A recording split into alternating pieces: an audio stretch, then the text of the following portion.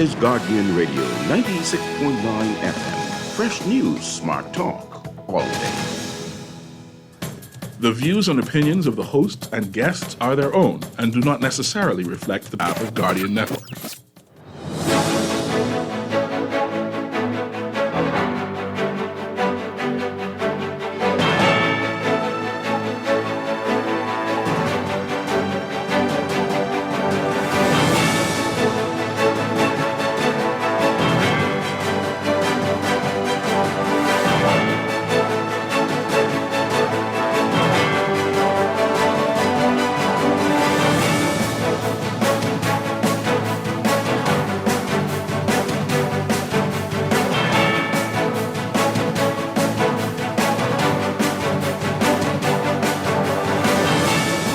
Good morning.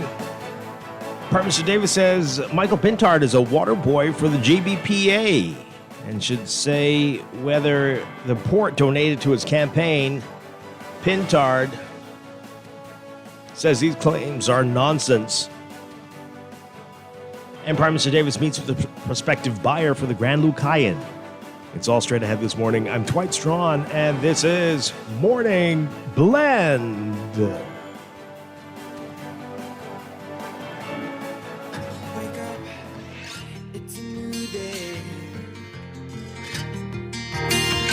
Wake up, it's a new day. It's the start of a new way. Don't you know that it's the start of the end of the old way. Wake up, it's a new day. Wake up, it's a new day.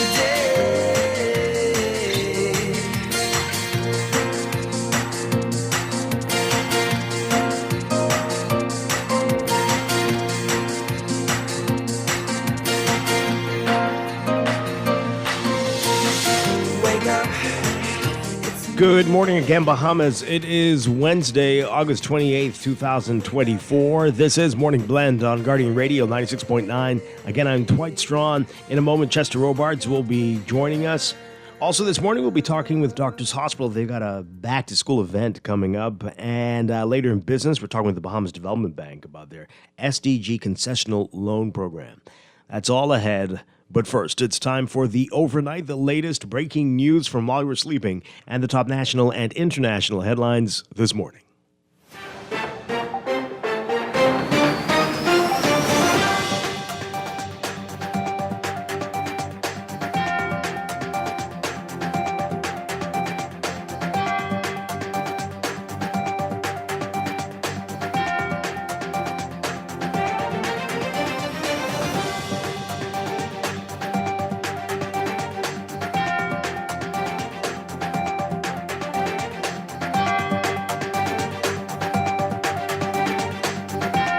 In the overnight, Prime Minister Philip Davis accusing F&M leader Michael Pintard of being a, quote, water boy for the Grand Bahama Port Authority, Freeport's municipal authority, saying that he should say whether the GBPA contributed to his election campaign.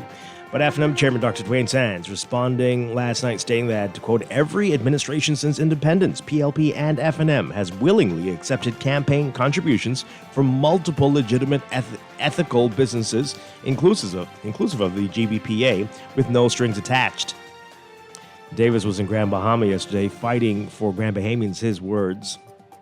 He was asked by ZNS to respond to a claim that the GBPA has heavily supported the campaign of Pintard, who was elected MP for Marco City in the last two general elections.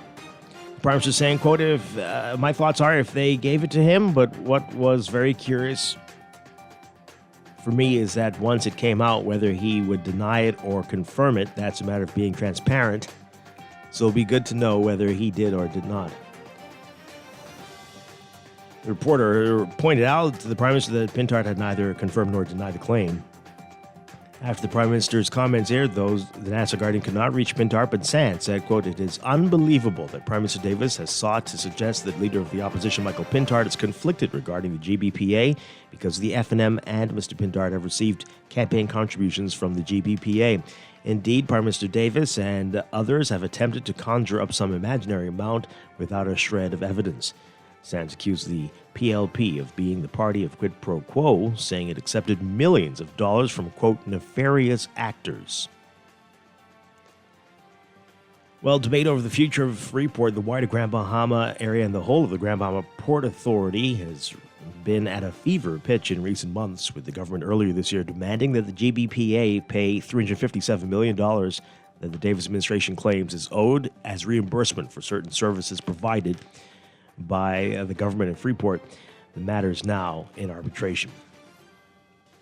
Meanwhile, Prime Minister Davis meeting with a prospective buyer for the Grand Lucayan Resort while they're in Grand Bahama.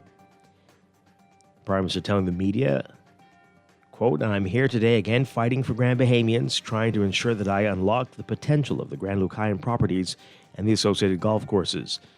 The Prime Minister did not reveal who the prospective buyer is. He said, though, quote, "We have nothing more to say, but just stay tuned."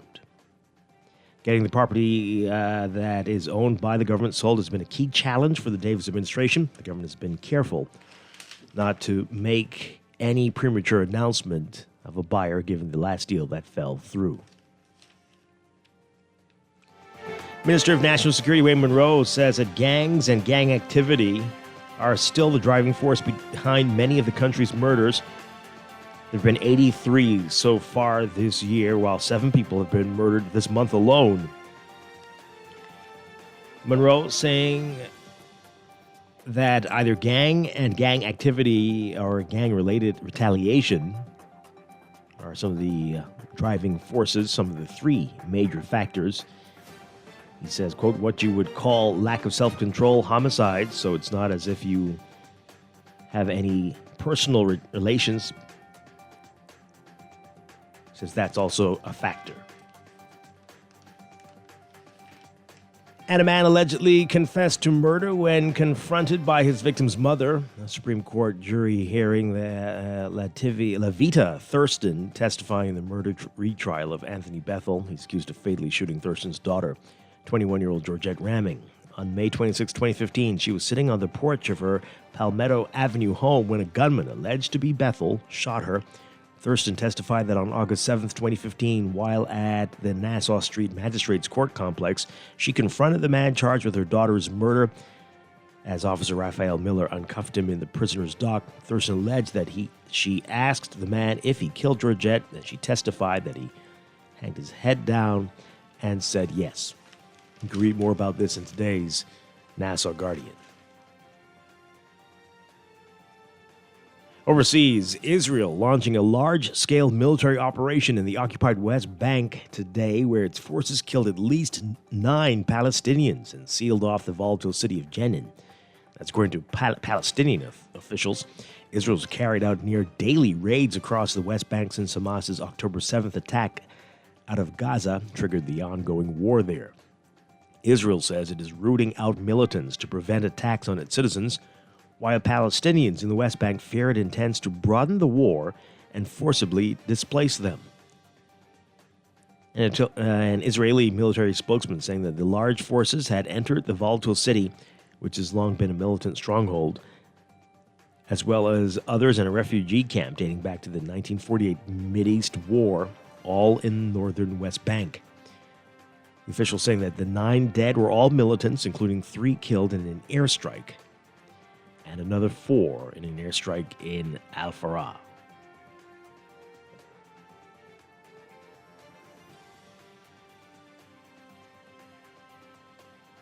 The announcement that Haiti's military wanted recruits crackled through a small radio perched on a street stall in downtown Port-au-Prince. Many hearing this envisioned earning enough to afford food and rent, but 2 weeks later, some were complaining that they've completed the required paperwork and have stood in line with the chance to sign up. Thousands of young Haitians jumping at the chance to become soldiers as widespread gang violence creates a rare job opportunity in a deeply impoverished country where work is scarce. Brushing aside the possibility they could be kidnapped, tortured, or killed, Haiti's youngest generation answering the call of a government seeking to rebuild a once reviled military reinstated just years ago with the aim to crush gangs. Haiti's government has not said how many soldiers it aims to hire, nor how many have applied so far, but documents published online by the Defense Ministry show that at least 3,000 people were selected in mid-August and asked to submit documents as they await physical and mental tests. About 60% of Haiti's population of nearly 12 million earn less than $2 a day, with inflation soaring to double digits in recent years. Venezuelan President Nicolas Maduro appointing a ruling Socialist Party boss to oversee the country's police forces, empowering a hardline loyalist who has vowed to pursue government opponents as part of a crackdown that has alarmed human rights groups. Maduro naming Diosdado Cabello Interior Minister as part of a cabinet shuffle following last month's contested presidential election. Along with Maduro, Cabello is one of the most fervent stalwarts of the so-called Bolivarian Revolution, started by the late Hugo Chavez, and has long been considered the second most powerful person in Venezuela after Maduro. A retired Army lieutenant, he fought alongside Chavez in a failed military uprising in 1992, and later served as acting president when Chavez himself was removed in a brief coup a decade later.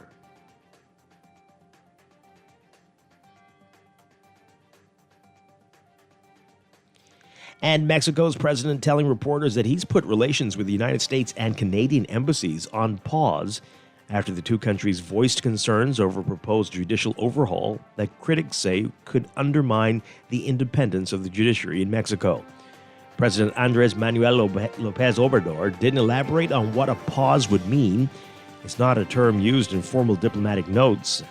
And Mexico's foreign ministry did not respond to an Associated Press request for comment about what it could entail. The judicial overhaul proposal suggested by the Mexican president during his final weeks in office includes having judges elected to office, something that analysts, judges, and international observers fear would stack courts with politically biased judges with little experience. It has spurred major protests and strikes and wide criticism from investors and financial institutions. Last week, American Ambassador Ken Salazar called the proposal a risk to democracy that would endanger Mexico's commercial relationship with the United States. The president lambasted the ambassador, saying that he violated Mexican sovereignty.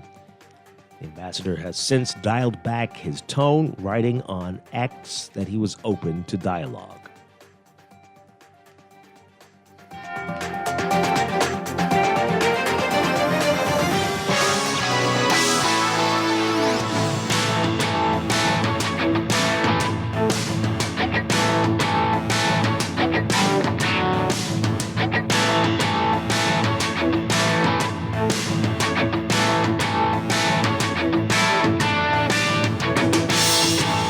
In sports, World Juniors are off and running. A quartet of Bahamians experiencing action in the 20th World Athletics Under-20 Championships, which officially got underway in Lima, Peru on Tuesday. Carlos Brown Jr. now making a third appearance at the global meet, finishing 7th in his semifinal heat of the men's 100 meters, 19th overall. Brown unable to get the explosion that he normally does and finished in one of his slowest times of the season, 10.63 seconds. He ran 10.48 seconds in his morning heat. Brown has a season's and personal best time of 10.30 seconds, run at the NACAC New Life Invitational of June. He will compete in the boys 200 meters starting Thursday. The other Bahamian in the boys 100 meters, Jeremiah Adderley, didn't make it out of the first round. He finished 8th in his heat and was 63rd overall in 11.06 seconds, significantly off his season's and personal best time of 10.50. In the girls 100 meters, Cheyenne Demerit struggled, running in a time of 12.19 seconds in her morning heat. She finished 7th and was in her heat and 42nd overall, failing to advance to the semis. Demerit ran a season's and personal best time of 11.69 at the Carifta Games in Grenada back in March. The only other Bahamian in action on Tuesday was Kalia Jackson in the qualifying rounds of the girls discus. Jackson had a best throw of 43.62 meters. She was 14th in her group and finished 29th overall. Action continues today with Tasha Stubbs in the qualifying rounds of the women's javelin. Kemari Hanna running the heats of the girls' 400-meter hurdles. and Zion Miller contesting the heats. In the boys 400 meters, Brendan Vanderpool taking part in the qualifying rounds of the boys pole vault competition. Later this evening will be the semifinals of the boys 400 meters. Miller will have to be among the top 3 finishers in his heat to have one of the next 3 fastest times to move on to the semifinals. From the WNBA, the New York Liberty, led by one of their star players, Bahamian Jonquel J.J. Jones, are at the top of the WNBA power ranking, solidifying their position as the team to beat as the playoff race heats up. With an impressive 26-5 win-loss record, the Liberty lead the standings. In the most recent outing, the Liberty secured a convincing 84-70 victory over the Phoenix Mercury. Jones has been a key contributor to the Liberty's success this season, played a pivotal role in the win. She logged 30 minutes on the court, scoring 15 points, grabbing 7 rebounds, and dishing out 1 assist. The victory of the Mercury highlighting a lot of potential for the team. You can read about it in today's Guardian Sports section. And from the U.S. Open, tennis in New York a year ago, still on maternity leave and still unsure when she would play elite tennis again. Naomi Osaka visited the U.S. Open to appear with Michael Phelps for a discussion about mental health. Osaka already was thinking about being back on the court at Flushing Meadows, and she's doing it now. Tuesday, overpowering number 10 seed Helena Ostapenko 6-3, 6-2, while decked out from her visor to her dress to the bows on her back and attached to her shoes in lime green, apparently the color of the brat summer, and playing very much like a 2-time champion at the place and a former number 1 ranked star. Continue to watch her. That's sports, and that's the overnight. Time for your first look at weather.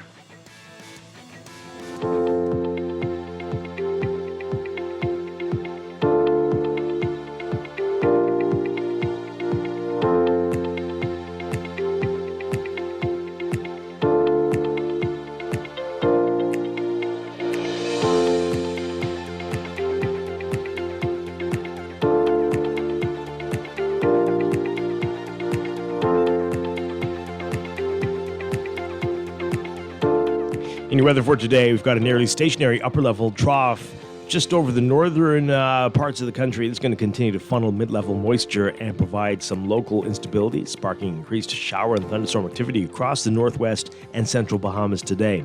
At the surface, a broad ridge will support an easterly wind regime and humid summertime temperatures through tonight. That surface ridge is going to remain across the area with occasional wind surges and showers through to next week. This, combined with an incoming tropical wave moving south of the area, interacting with intensifying upper-level troughs, will yield more showers and thunderstorms beginning Thursday, with possible squally weather by the end of the week. Another inbound tropical wave will help to maintain a wet weather pattern across the country, as a deep layered ridge will help to bring in this type of condition the first few days of September. So, we've got another day with a heat advisory in effect for all areas today, and there's an elevated risk of rip currents for the central and southeast Bahamas. Your forecast for today: for the northern islands, mostly sunny and hot, becoming mostly fair and a bit warm tonight. For the rest of the northwest Bahamas, partly sunny to sunny with some cloudy intervals. Hot, turning mostly fair and warm tonight. For the central islands, partly cloudy with occasional sunny breaks, with very warm to hot conditions throughout the day into tonight. And for the southeast Bahamas, mostly sunny, hot, slightly hazy, becoming fair to partly cloudy and warm tonight. Temperature-wise today, we're looking at highs getting to around 90 Fahrenheit, 32 Celsius. But the heat index will make it feel like it's 106 Fahrenheit, 41 Celsius. Overnight lows tonight getting down to about 79 Fahrenheit, 26 Celsius. That's your first look at weather this morning. We'll have your extended outlook and look at the tropics coming up in just a bit.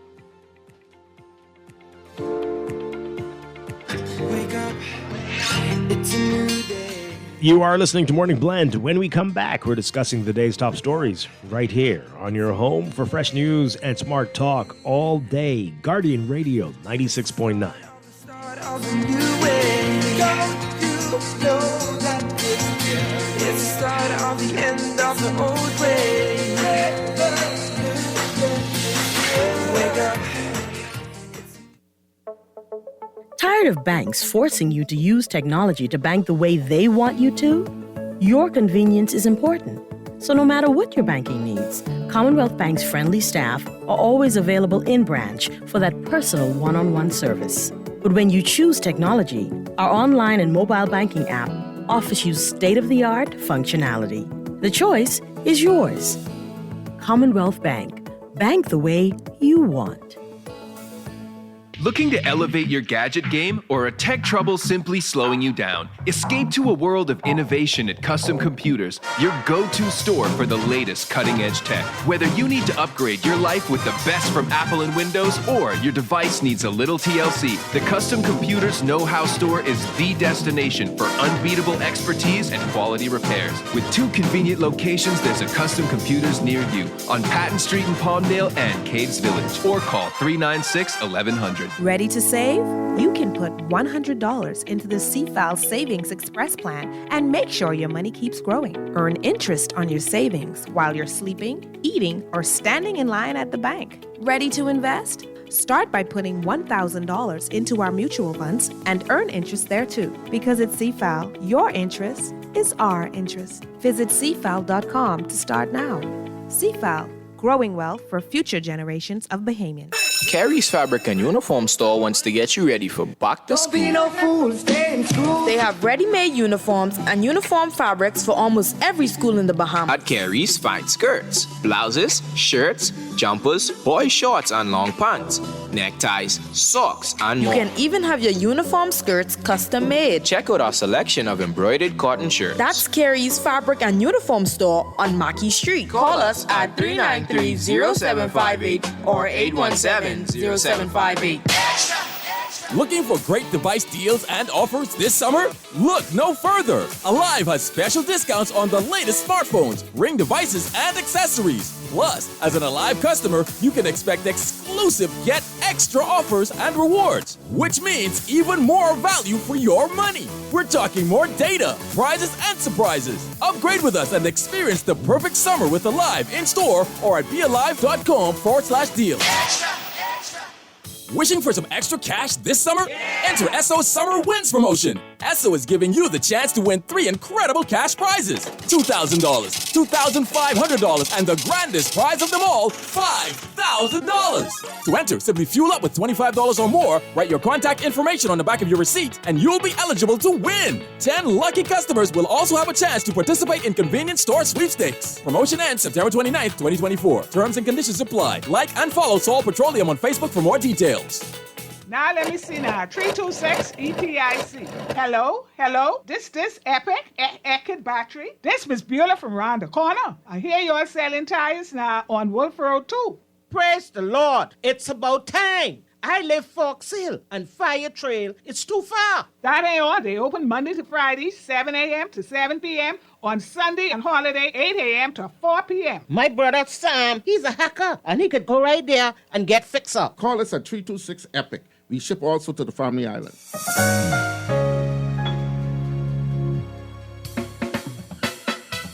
Do you have uncontrollable debt? Are you ready to make that move to Fidelity for a stress-free future? These loans have a built-in savings plan that pays you unbeatable interest. Ask about our debt consolidation loans today. Call 356-7764. Fidelity, we're good for you.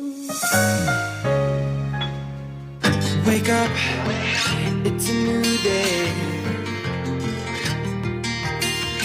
Wake up, hey. It's the start of a new way. Don't you know that it's the start of the end of the old way? Wake up, it's a new day. Wake up, it's a new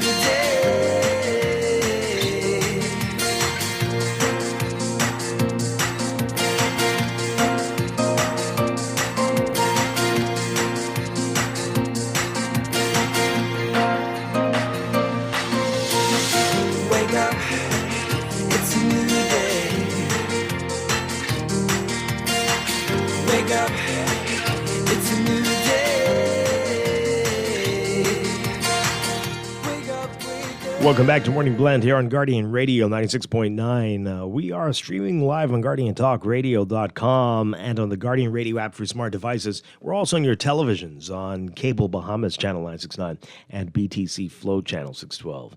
You can tweet us at Morning Blend 969 or Facebook.com/Morning Blend 969.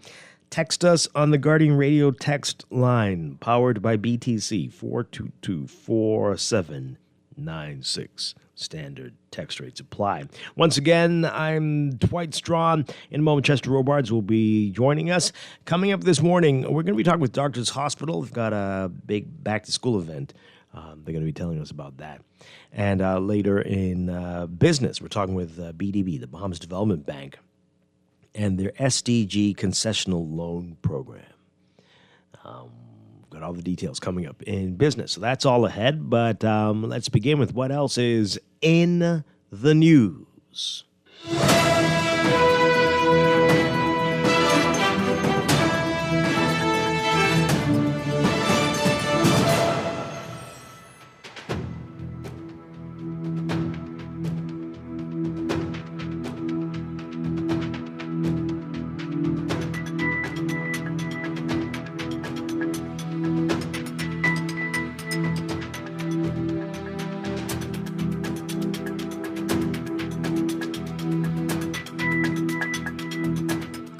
And in the news, I usually try to save my opinions until after we present the stories to you, but I gotta say, I'm gonna tell you right now, this is one of the weakest distractions that someone has tried to put out there to get our minds off the important, crazy things that are happening in the country right now. This is really weak and pathetic. But anyway, here we go. All right, so apparently we're trying to make this something about the Grand Bahama Port Authority and campaign donations and who's a, quote, water boy for who somebody. Take a listen to this report from our Vonique Toot. Suggested that Free National Movement leader Michael Pintard should confirm or deny if he has ever received a campaign donation from the Grand Bahama Port Authority. The Marco City MP recently said on a radio talk show that donors can make contributions to the FNM or his constituency, but they can't buy his silence. While visiting Grand Bahama on Tuesday, Davis said he found Pintard's refusal to confirm or deny those claims odd, adding Bahamians will draw their own inference from that. They gave it to him. But what was very curious to me is that once it came out, that he would deny it or confirm it. I would say that's transparency. So, good to know whether he did or not. Successive governments have promised to enact campaign finance laws which would result in the disclosure of campaign contributions and spending, but that has yet to happen. Davis has repeatedly accused Pintard of siding with the Port Authority over Bahamians amid an ongoing back and forth between the government and the GBPA over money the government claims the port owes. Back in June, Davis suggested that Pintard has spent every moment defending those who choke Bahamians' growth. When I tie any contribution to his conduct, I leave that to the pundits to do. What I do say is that I've been quite disappointed in his stance over what we deem to be the right of the land Bahamians here in London. And I'll say no more about it. We have an issue where the Bahama Power Company is seeking to raise electricity bills. We don't hear anything from him. We have the issue with what's happening in Bahamas and what we are doing, what the Port Authority is doing with respect to Bahamas. I would have thought that he would be on our side. I think, stop being the water boy for the Port Authority. Pintard said on Monday that the government and the GBPA are using each other as scapegoats to explain Grand Bahama's deteriorating state. However, Davis said he is speaking up for Grand Bahamians who are hurting for change. This is not about me, PRP, this is about Grand Bahamians and the Bahamas. That's the fight I've taken. And yes, there was an agreement element to the colonial government. I'm important for them to deliver some things that's not been delivered. I'm not going to give any accounts for the past administrations. This is to the this administration. Reporting for the Guardian News Network, I'm Bonnie Tude. All right, so we apologize for that audio. You couldn't understand a word the Prime Minister says, but I want you to know it wasn't anything with sense. Here, let's read this article in today's Nassau Guardian from Candia Dames. Prime Minister Davis accusing FNM leader Michael Pintard of being a water boy, that's a quote, for the Grand Bahama Port Authority's Freeport Municipal Authority. Let's not even do that, please. Municipal Authority,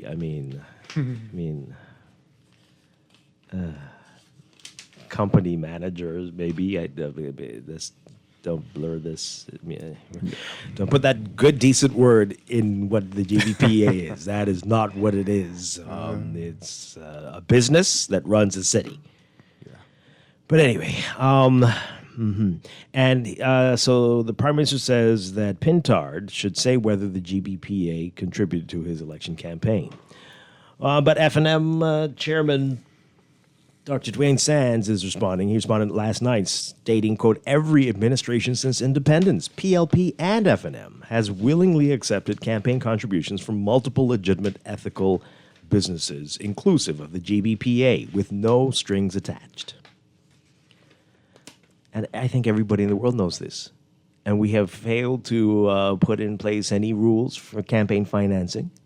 And when people talk like this, you have to wonder, what are you up to? What are you trying to prove? This is very, very, very silly. Well, anyway, the Prime Minister says he was in Grand Bahama, quote, fighting for Grand Bahamians. He was asked by ZNS to respond to a claim that the GBPA has heavily supported the campaign of Pintard, who was elected MP for Marco City in the last two general elections. And the Prime Minister said this. Bit rambling here. Quote, my thoughts are, if they gave it to him, but what was very curious for me is that once it came out, whether he's parent,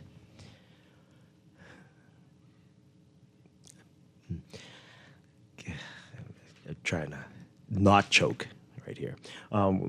So it will be good to know whether he did or not. We don't have any campaign financing rules in the Bahamas. People could give their contribution to whichever party they wish.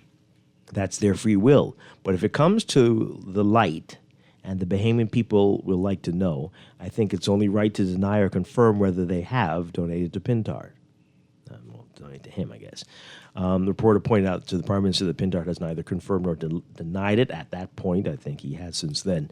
The Prime Minister said, quote, that's on him, and we will draw our own inference from that.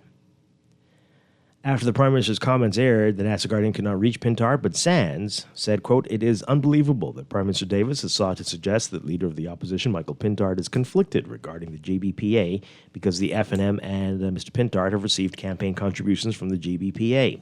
Indeed, Prime Minister Davis and others have attempted to conjure up some imaginary amount without a shred of evidence.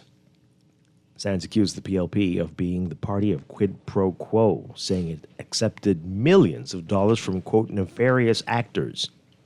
He said, quote, for the FNM, there is no quid pro quo, and questioned which donors are being repaid by the Davis administration.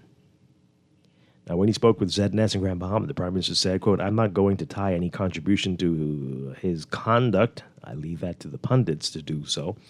What I do say is that I've been quite disappointed in his stance over what we deem to be the right of the Grand Bahamians here in Grand Bahama, and I'll say no more about that. Please say more, because what? Anyway, debate over the future of Freeport, the wider Grand Bahama, and the role of the Grand Bahama Port Authority has been at fever pitch over the past few months, as you know, going back and forth. Lots of, stuff going on there. All right, so now this is everything from the money that's owed to whether IRCA is the regulator for the utilities or if it's the Grand Bahama Port Authority. Pintard has agreed that it is the Grand Bahama Port Authority. He's disagreed with the government on this point, saying that the GBPA is the regulator. The Prime Minister, though, says, quote, we have an issue where the Grand Bahama Power Company is seeking to raise electricity bills. We're not hearing anything from him. That's not correct. He He actually Yeah, did say that he's opposed to On that. more than one occasion. Yeah, he did. While Pintard has said GBPA is a regulator, he did say the official opposition is against a rate increase. Davis said Pintard has failed to show bipartisanship on the issue of fighting for better for Grand Bahamians. He said, quote, we have the issue with what's happening in Grand Bahama, its growth, and what we're doing and what the Port Authority is not doing in respect to Grand Bahama's growth. I would have thought that he would be on our side, stop being the water boy for the Grand Bahama Port Authority. That's what he seems to have been doing, and now he's saying that those who don't live in Grand Bahama should have nothing to say about Grand Bahama. Well, we have something to say about Nassau, where... Well, what? Well, would he have something to say about Nassau where he does not live? I mean, it's a curious proposition. What's the logic of my being able to speak up for people of Grand Bahama who are hurting, who are looking for change, and how that connects with whether I live here or not? It's illogical. Okay, Spock. What's happening? Okay, I don't think I can take any more. All right, so that's what the Prime Minister says there. Now, so I think it seems that Mr. Pintard was reached by the Tribune. So they, in their story, after Prime Minister Philip Davis challenged Michael Pintard to confirm or deny whether he received financial contributions from the Grand Bahama Port Authority, Pintard said both major political parties have received donations from the authority for decades. This is Pintard. He says, quote, from the days of Pindling, both organizations have received primarily in election periods contributions from the Grand Bahama Port Authority and principally the Progressive Liberal Party. Ingram himself said over and over in Parliament, none of that impacts him in any way in terms of what his opinion is relative to a matter of principle concerning governance. His comment coming after Prime Minister Davis accused him of being the water boy for the Grand Bahama Port Authority. Yeah.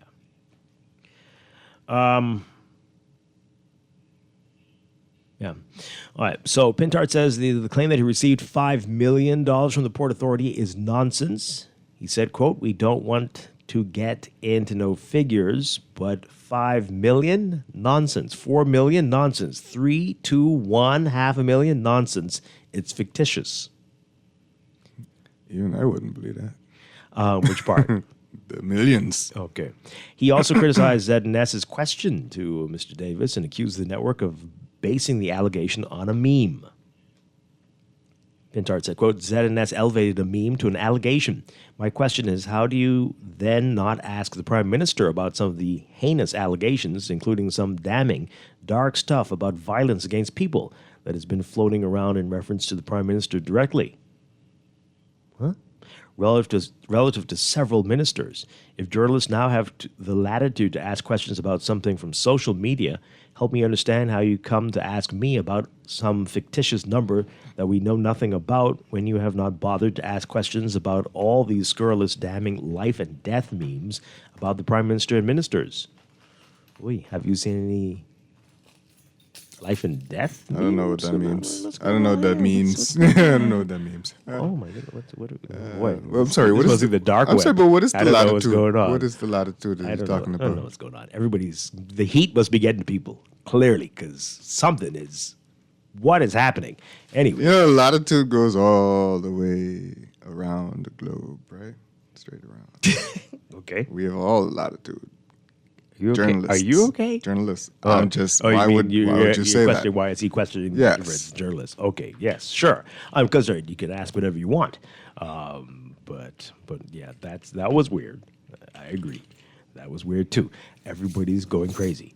Pintard said political contributions to him would not affect his positions and decisions. He said, quote, if you want to contribute to Marco City's efforts or to the party's efforts, feel free. But that's not going to alter what our opinion is on a particular subject. He said his party believes the owners of the Port Authority should divest themselves of their interest in the institution, either wholly or in part. And they're quoting Dwayne Sands, the chairman, who said yesterday, quote, at a time when Grand Bahamians are looking for real solutions, for the Prime Minister to go to Grand Bahama and seek political gamesmanship is nothing short of an insult. This is the party of... Yes, we already got to that. Quid pro quo. Okay, Chester. Sorry. Oh, these are the death memes. These That's I don't know, but those are memes. Well, okay. Okay. Anyway, let's get your reaction to this, folks. I think Dwayne Sands said it well. I mean, these groups, people have been contributing to parties, and there's no law against it. Even the Prime Minister acknowledged that. Even that too, right? How you mention campaign finance reform, but don't ever talk about it. Not they only do it when it's right before a campaign. Yeah. And never again. Yeah. For 5 whole years. Yeah. And then have the nerve to say these things. We're all wondering who you're water boy for, right? How many people who have contributed to your campaign are influencing whether you decide to not do things that will compete with them, or will not do what the Bayman people want you to do because it'll be against their interests. How about you speak to who you're not getting money from, or who you are getting money from? But we all know this stuff. Mm-hmm. What is the point of this? There is no point. It's good old political jockeying. Let's hear from you. 323-6232. 325-4316. 325-4259. Toll free 242-300-5720. Tweet us, Facebook us, text us 422-4796. We're getting the sneak attacks this morning on the phone lines, Mr. Producer. You know how it goes whenever we mention certain names. People call in and carry on very foolishly. Sneak attack? Yeah, you know. Dwight Strachan, get a life. Good morning, caller. You're on the air. Hi, caller. Are you there? Hi, good morning. Good morning, Dwight. How you doing? Doing well. And to your host. Good morning. I am kind of enjoying the openness with which you are recognizing the duplicitousness in both Pintard and the good Prime Minister with this issue of election donation and transparency. And I don't think either party can use the word transparent when it comes down to the conversation of donations for elections. Or anything. Yes. Yeah. They're both found wanting. I remember many years ago under a previous administration, and the current government was in the opposition, and this very same discussion came up in Parliament, and it was being alleged at the time reference to similar donations received from certain parties in the country. And one of the MPs now retired and serving in a position overseas. He was famous for having said, "My God, somebody had to go get the money."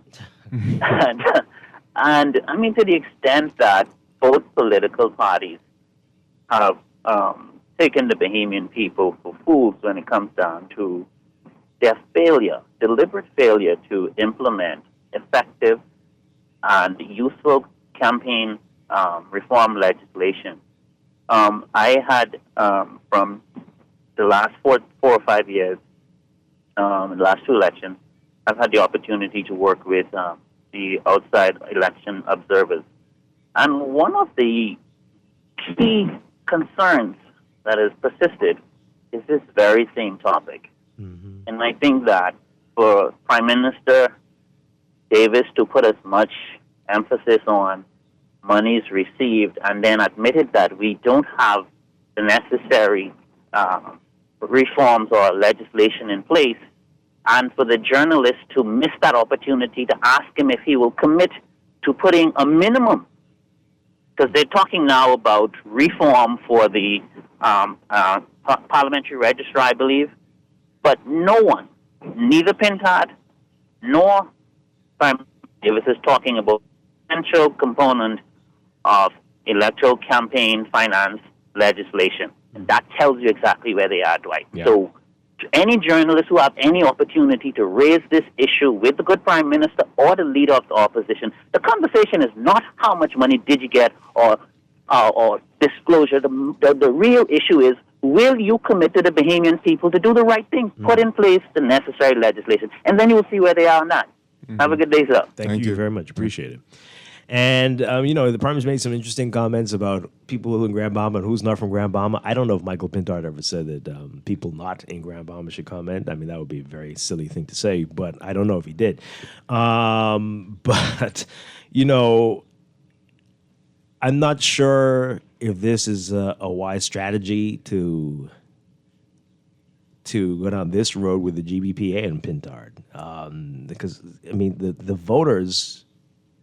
And clearly, we're in election. We're in some sort of pre-election mode here. I've never heard a Grand Bahamian, especially anybody in the Freeport area, speak. They may have some concerns, but they don't. They hold the port in a very high regard. And I don't know what type of brainwashing that's about. Right? That's a totally different story. But this will rile up maybe some Nasuvians, maybe. But the people whose votes you're trying to get, this will mean nothing to them. They're like, okay, so what if he did? Again, it's not against the rules. It's not against the law. Maybe Grand Bahamians just have that nostalgia when it comes to the GBPA. His grandfather was such a good man. Doesn't matter who in now, Yeah. Let's hear what else you have to say, folks. Good morning. You're on the air. Good morning, Dwight. Good morning. Good morning, Chester. Good morning. Good morning to my Bahamian people. Here we are in this phase where I can say the impenitent authorities, like they call minister the competent authority, right? They did. Okay. Well, this who we have as prime minister is the impenitent authority. You understand? He don't have any remote attitude. I just like to say he trying to score political points against Michael Pintard.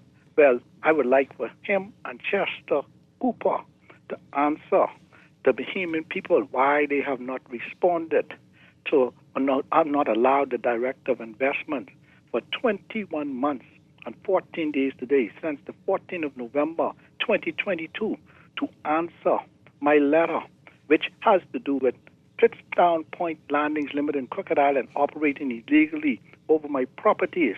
If he calls Michael the water boy, then him and I, Chester Cooper, must be the sperm men or the sperm boys. What now? What? The who? The what? The what?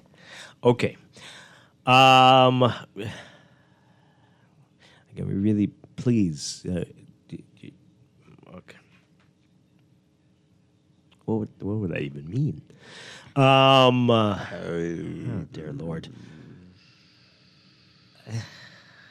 Let's read some text messages while we wait for the lines to not be so hot.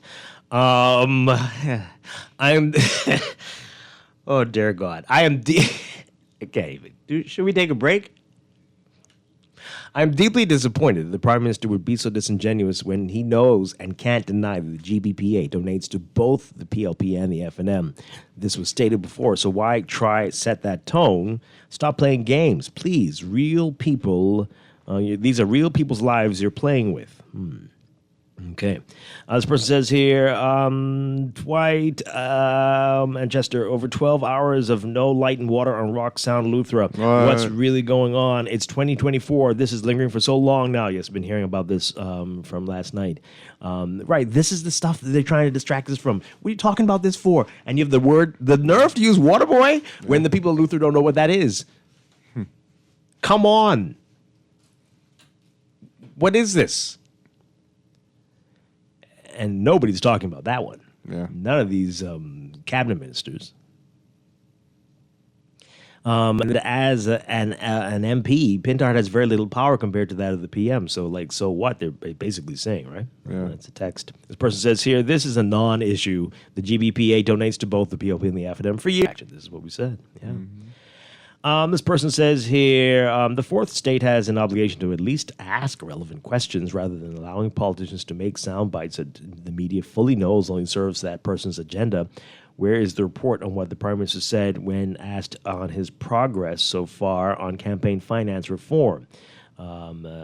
Before you cry about that they won't answer, why don't you ask and report that there's balance? Well, I'm sure that is always asked. Trust, that's always asked. And of course, there's no answer. The report would be 13 seconds long. We asked the Prime Minister about campaign finance reform, and he said, stay tuned. That'll probably be the report. Reporting for Guardian News Network. Yeah, so, I mean, come on. So that's happening every day. And there are tons of things that we do encourage reporters to do that. Like, we'd ask the question and say they just laughed at you and ran away. Yeah. Right? Do that. But that would be in the papers and on the news every single day and every night. You'd see lots of running and lots of laughing and lots of putting the arm around your shoulder like, how's your mom? Like, wait, what? Balance? Okay.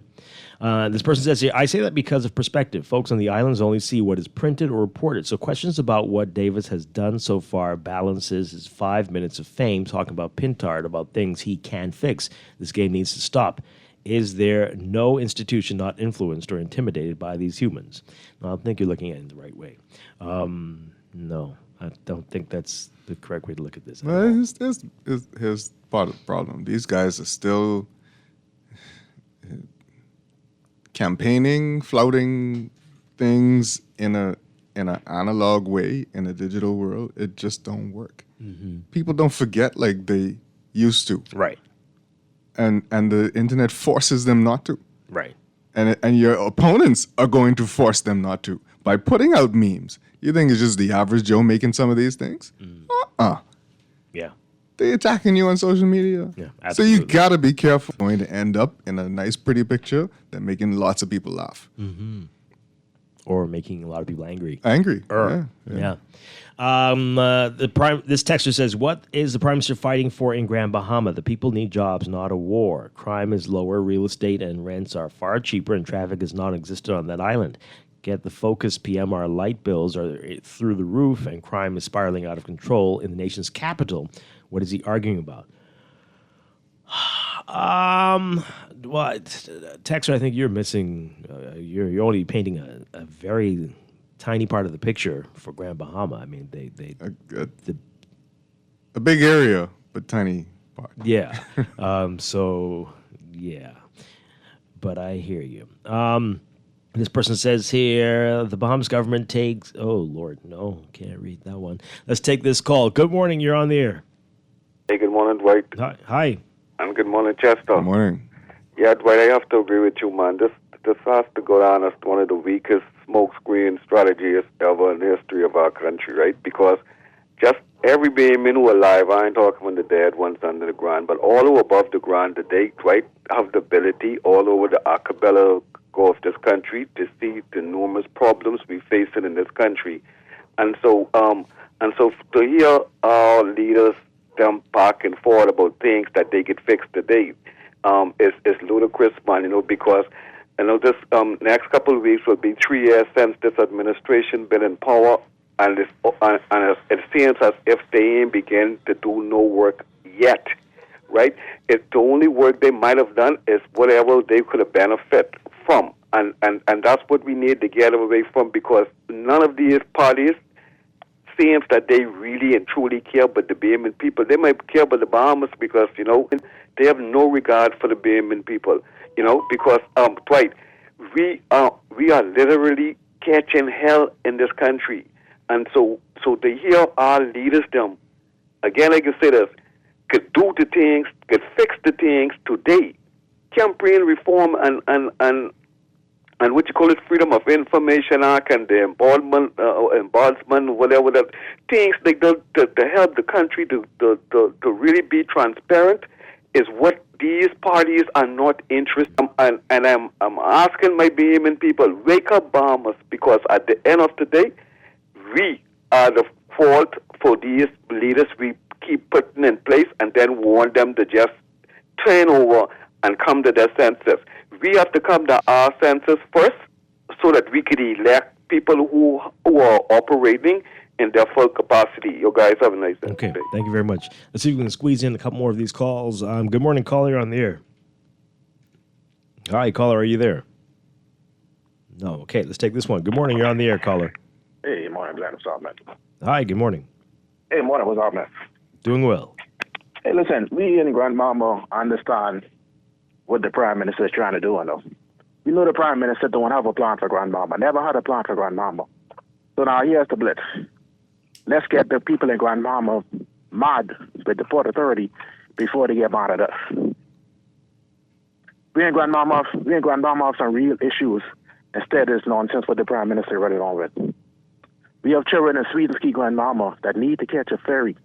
They need to catch a boat from Sweden Ski to mainland Grandmama to go to school.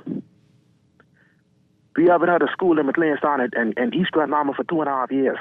We don't have a government lock in Sweden Ski Grandmama. The seawall in High Rock Grandmama is the kid.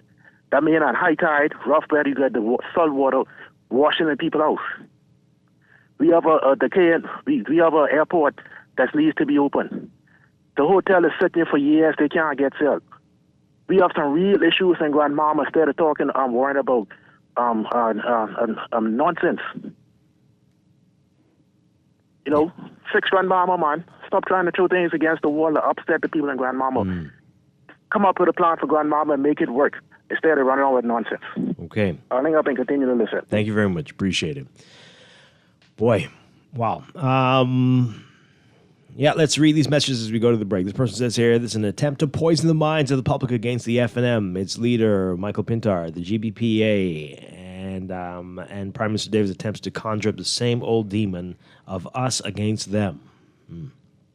This person says here, what a distraction. Why doesn't the government just implement election campaign reform? It's no secret the GBPA gives to all politicians, especially the naming some people. I will not vote PLP if they keep playing these games. Oh, my goodness gracious. This person says, I'm 36. I'm from Luther, but live in and work in Nassau, but go home regularly. Water has been an issue all my life and has only gotten worse. Yikes. Wow. This person says here, more proof why I don't waste my time voting for any of these clowns because it's the same madness. Can the PM not implement campaign reform right now and expose Pintard? Well, it'll be too late. I don't think it can be retroactive. But he could do it right now. He could do it as soon as they meet, the House resumes. They could do it this year before the election. They could do it. Are they talking about it? Are they saying anything? You heard any word? This person says, I agree with that caller. We are catching hell under the government while they are living good and playing games. This person says here, speaking about disclosures, have all the MPs submitted their reports to the from the assets from years ago? Just wondering. It's a whole lot of people who are supposed to, MPs and some civil servants as well. We never get full answers ever. It's almost time for the next year, right? Oh, boy. Hey. And all the Prime Minister would say in these instances, well, I put mine in.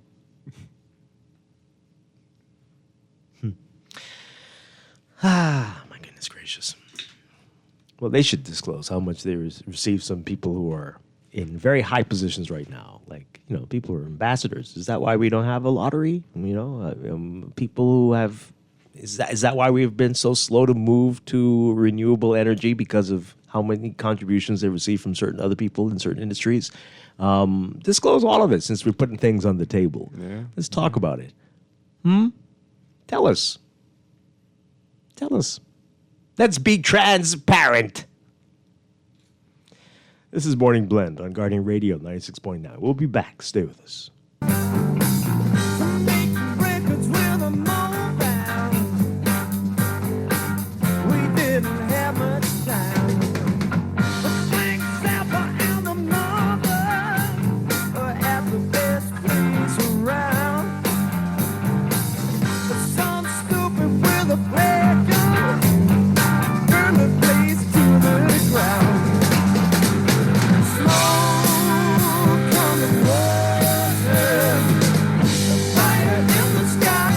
This is Guardian Radio 96.9 FM, Nassau, Bahamas. RBC. Life is full of twists, turns, and defining moments that create your own unique story. However your story unfolds, we're here to help guide you through it. From every big decision to every new adventure, RBC.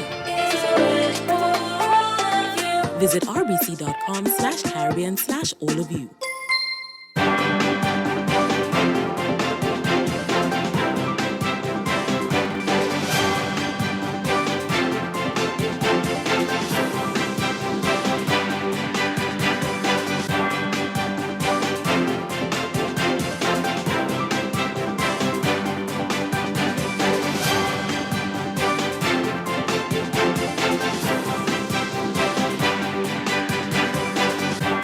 It is time for your first look at traffic for the morning, brought to you by RBC. Find your loan solution with RBC.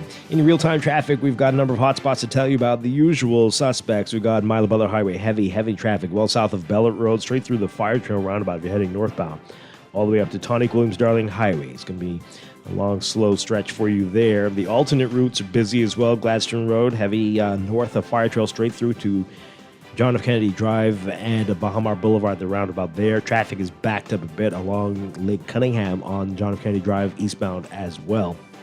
And over on Blue Hill Road, it's busy near Carmichael. In fact, Carmichael is busy as well to Blue Hill Road.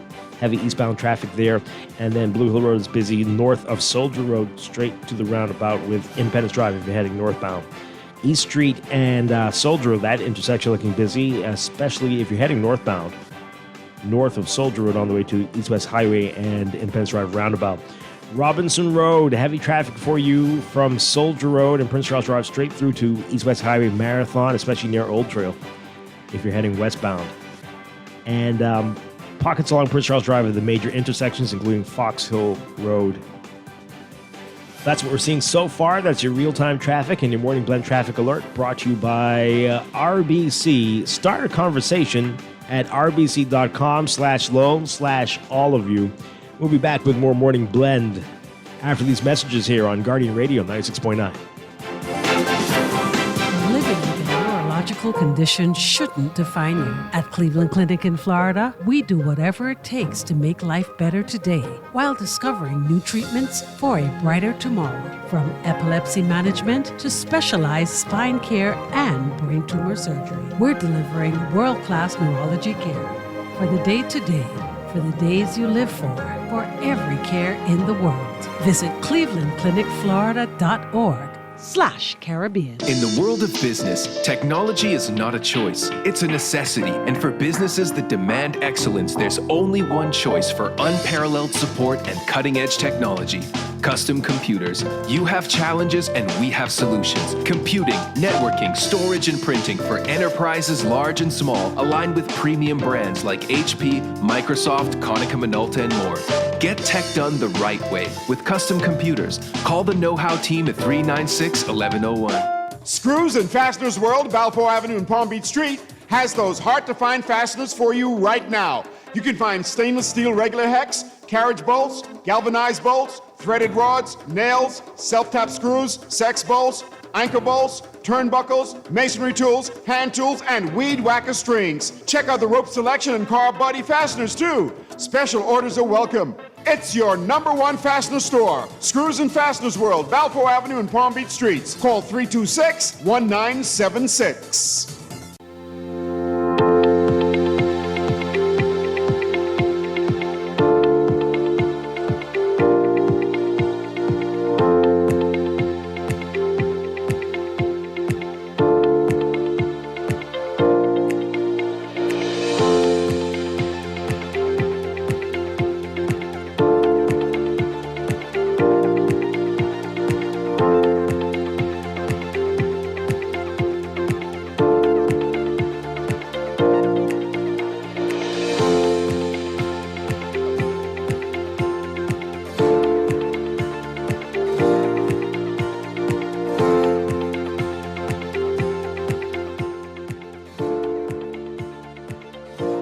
Welcome back to Morning Blend here on Guardian Radio 96.9. We are streaming live on GuardianTalkRadio.com and on the Guardian Radio app for smart devices. We're also on your televisions on Cable Bahamas Channel 969 and BTC Flow Channel 612. You can tweet us at Morning Blend 969 or Facebook.com/Morning Blend 969.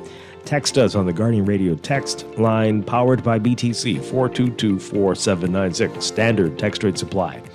And now at 8:23, time for another check of your weather for today, brought to you by Sherwin-Williams Paints. Here's what's happening. We've got nearly a stationary upper-level trough just over the northern regions. That's going to continue to funnel mid-level moisture and provide some local instability, sparking increased shower and thunderstorm activity across the northwest and central Bahamas today. At the surface, a broad ridge will support an easterly wind regime and humid summertime temperatures through tonight. Got a heat advisory in effect for all areas today, another one. And there's an elevated risk of rip currents for the central and southeast Bahamas, impacting all eastern and Atlantic beaches.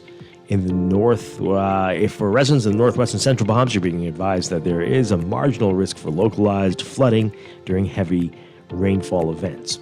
So your forecast today for the extreme northern Bahamas, look for mostly sunny and hot conditions, becoming mostly fair and a bit warm tonight. For the rest of the northwest Bahamas, including New Providence, we've got partly sunny to sunny and cloudy conditions, hot as well, turning mostly fair and warm tonight. For the central islands, partly cloudy with occasional sunny breaks and very warm to hot conditions. And for the southeastern islands, mostly sunny, hot, and slightly hazy, becoming fair to partly cloudy and warm tonight. Temperatures today, we're looking at highs getting up to around 92 Fahrenheit, but the heat index will make it feel like it's about 110, as high as 110 Fahrenheit, 43 Celsius. Overnight lows tonight getting down to about 79 Fahrenheit, 26 Celsius. In your extended outlook for Thursday, tomorrow, partly cloudy to cloudy, very warm over most areas with partly sunny conditions across the northwest Bahamas. Friday, partly sunny with occasionally cloudy periods, very warm across the southeastern Bahamas with the conditions turning mostly cloudy and warm across the rest of the country.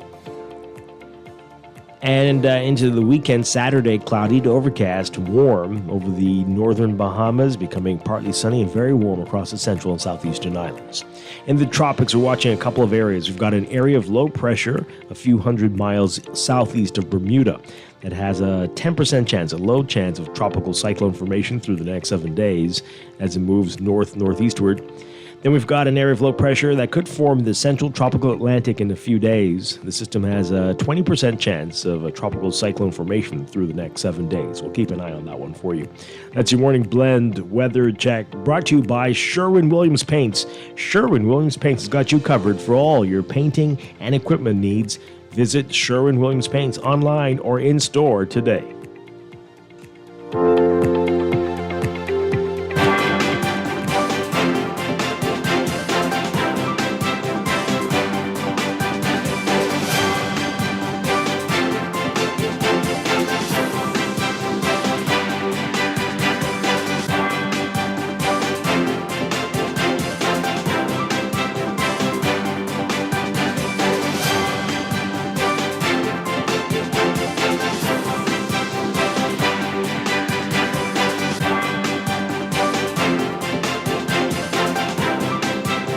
And at 8:26, time for another check of your traffic for the morning, brought to you by RBC. Find your loan solution with RBC. In your real-time traffic, still heavy traffic for you on Milo Butler Highway from Bellet Road straight through the Fire Trail roundabout if you're heading northbound on Milo Butler into the roundabout with Tawny Booms Darling Highway. Heavy, slow-moving traffic there. Backed up a bit along Fire Trail eastbound as well for you. Over on Gladstone Road, still busy, just north of Fire Trail, straight through to the roundabout with John F. Kennedy Drive and Bahamar Boulevard. Over on Blue Hill Road, we're seeing heavy traffic near Carmichael. And north of Soldier Road on the way to Independence Drive, traffic backed up along Independence Drive westbound as well. And back to Carmichael, we've got slow-moving traffic eastbound as you head toward Blue Hill Road. And much further west, we've got heavy traffic on Carmichael westbound to Coral Harbor Road as well. Then there's Robinson Road. Robinson Road seeing slow-moving Soldier Road straight through to East-West Highway if you're heading westbound. And Soldier Road is busy near Old Trail and near Windsor Place. Some slow-moving traffic there. Some built-in traffic on Marathon northbound on the way to Wolf Road. Those are your hot spots. And that's your real-time traffic. And your Morning Glad Traffic Alert brought to you by RBC. Start a conversation at rbc.com/loan/all of you.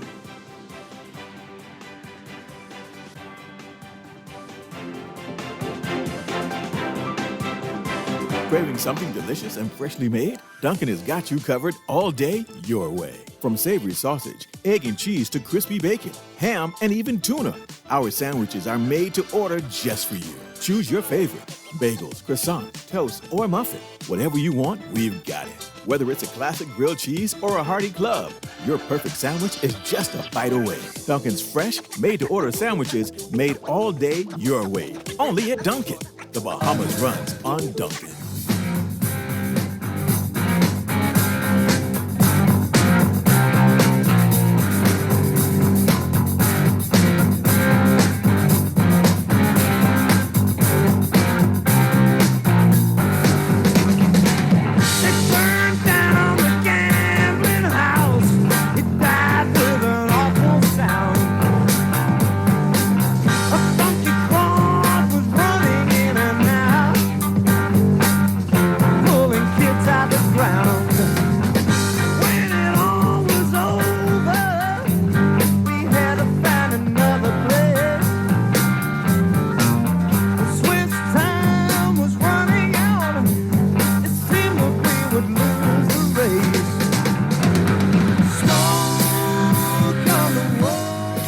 We are back here with Morning Blend on Guardian Radio 96.9. Dwight Strachan along with Chester Robards. We've been talking about what's in the news, getting a reaction to what the Prime Minister is saying about campaign financing and whether Michael Pintard received money from the Grand Bahama Port Authority. Of course, Pintard is saying nowhere near the figure that has been quoted, but everybody has been getting financing during campaigns from the GBPA and other sources. During Sands with the FNM saying that as well.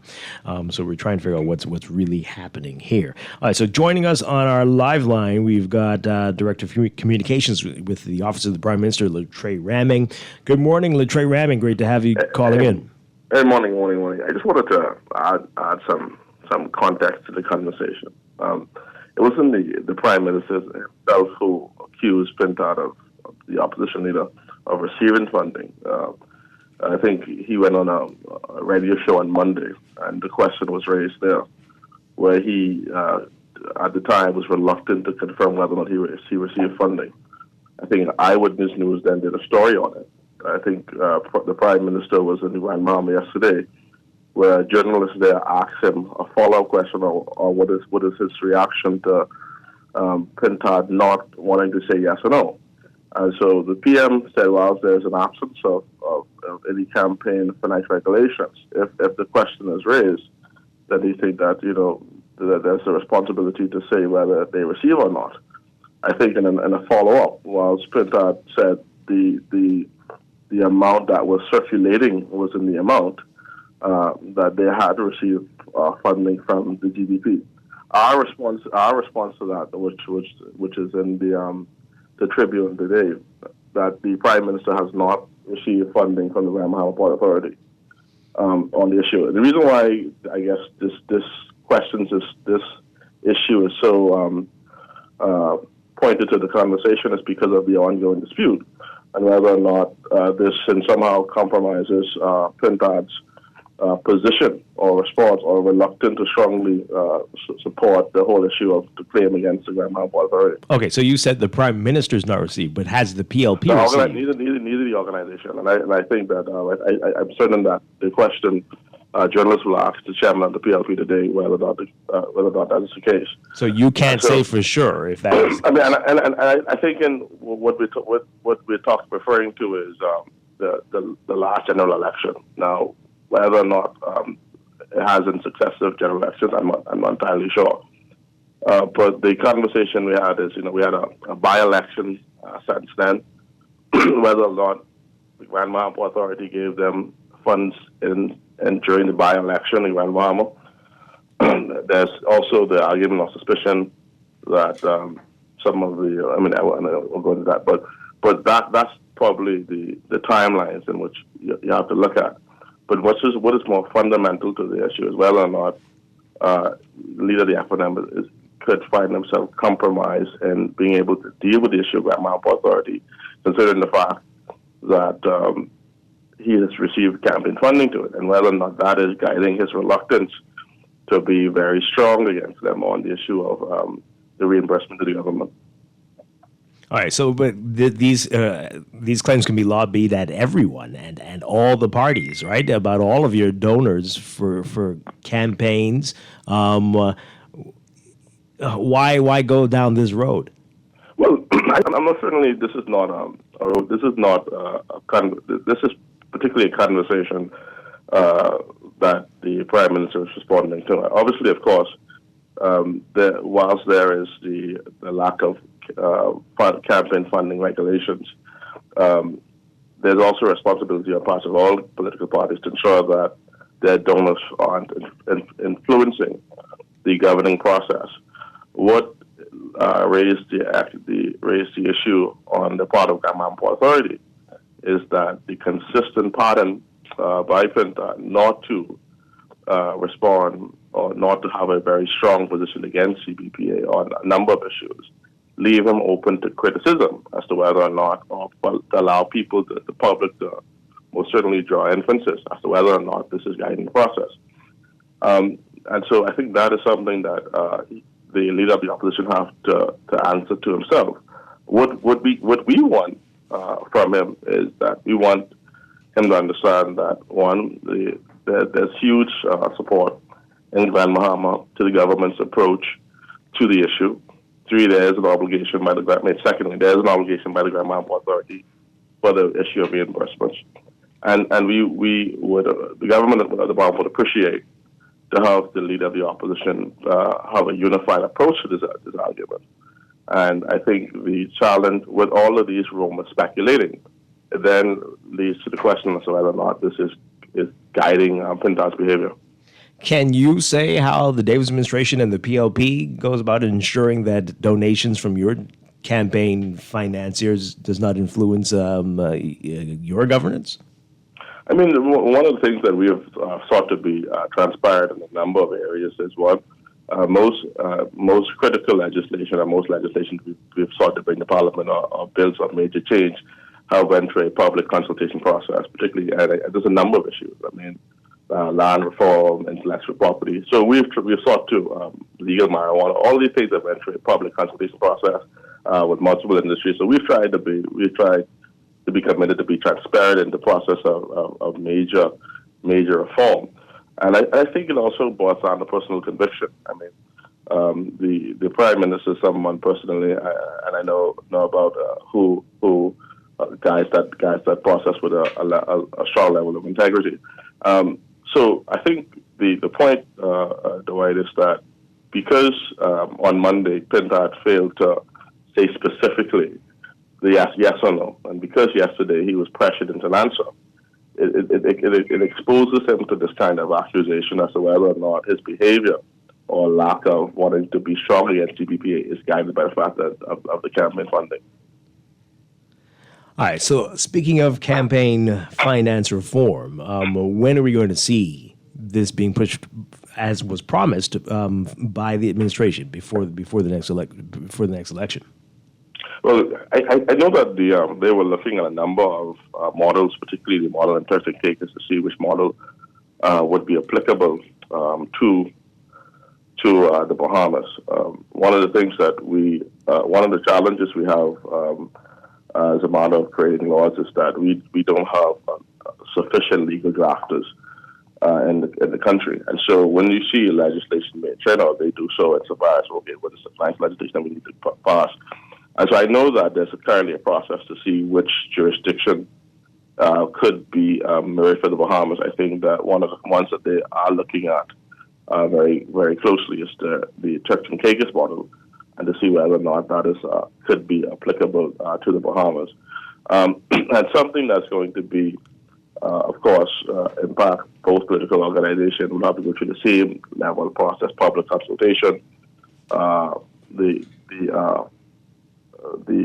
framework, the draft document, to see what's the public response to it, whether or not it has the adequate teeth involved. So the question whether or not we could successfully do that process before the general election. But I do know that as a matter of internally, that they were looking at the jurisdiction model in Turks and Caicos. You said there's a lack of legal drafters, and that could be. Oh my! When I say that, I mean not as an impediment. I just know that there is we don't have the ability or the capacity to churn on a lot of different legislation. It is a skill. Are you what now? Seriously?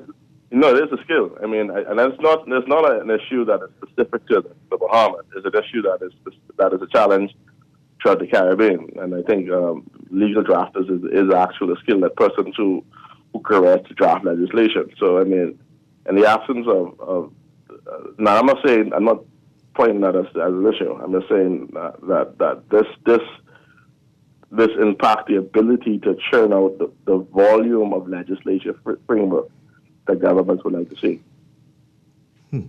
Well, can we vote on, of all the things on the table, which ones we think are important so that we don't waste the drafters' time? So can we do that?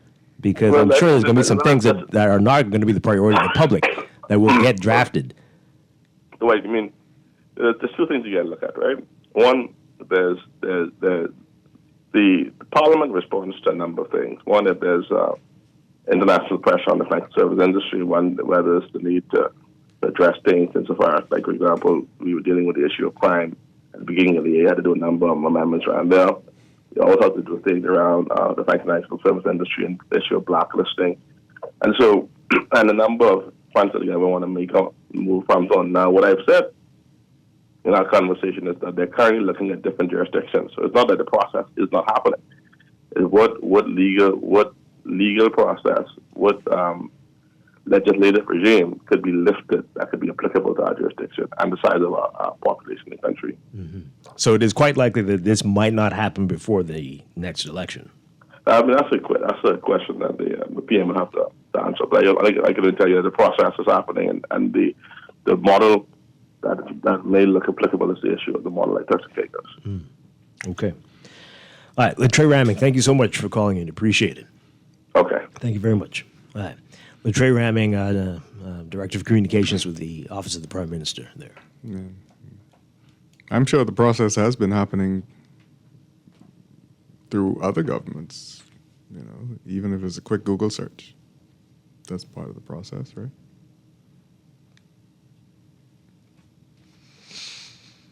Boy, that's a new one. Not enough drafters. But he said not that that's an impediment. Right.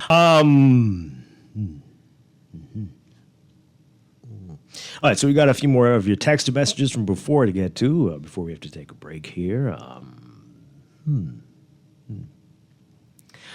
You can text us as well, 422-4796. This person says here, the PLP is only trying to distract us. How about they get these high prices down, deal with the crime, and deal with the perception of corruption in their administration? Okay. This person says here, tell the Prime Minister to stop talking crackhead games, like using that one. And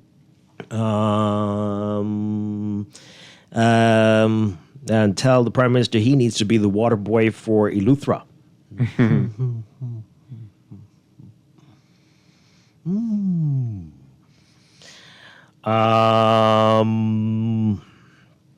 This person says here, what does the Prime Minister mean when he says it'll be good to know? I swear the Prime Minister hasn't performed like the Prime Minister so long. He's forgotten that he is the Prime Minister with a supermajority. Go to the House and pass a bill stating that every party has to declare the source of their funds.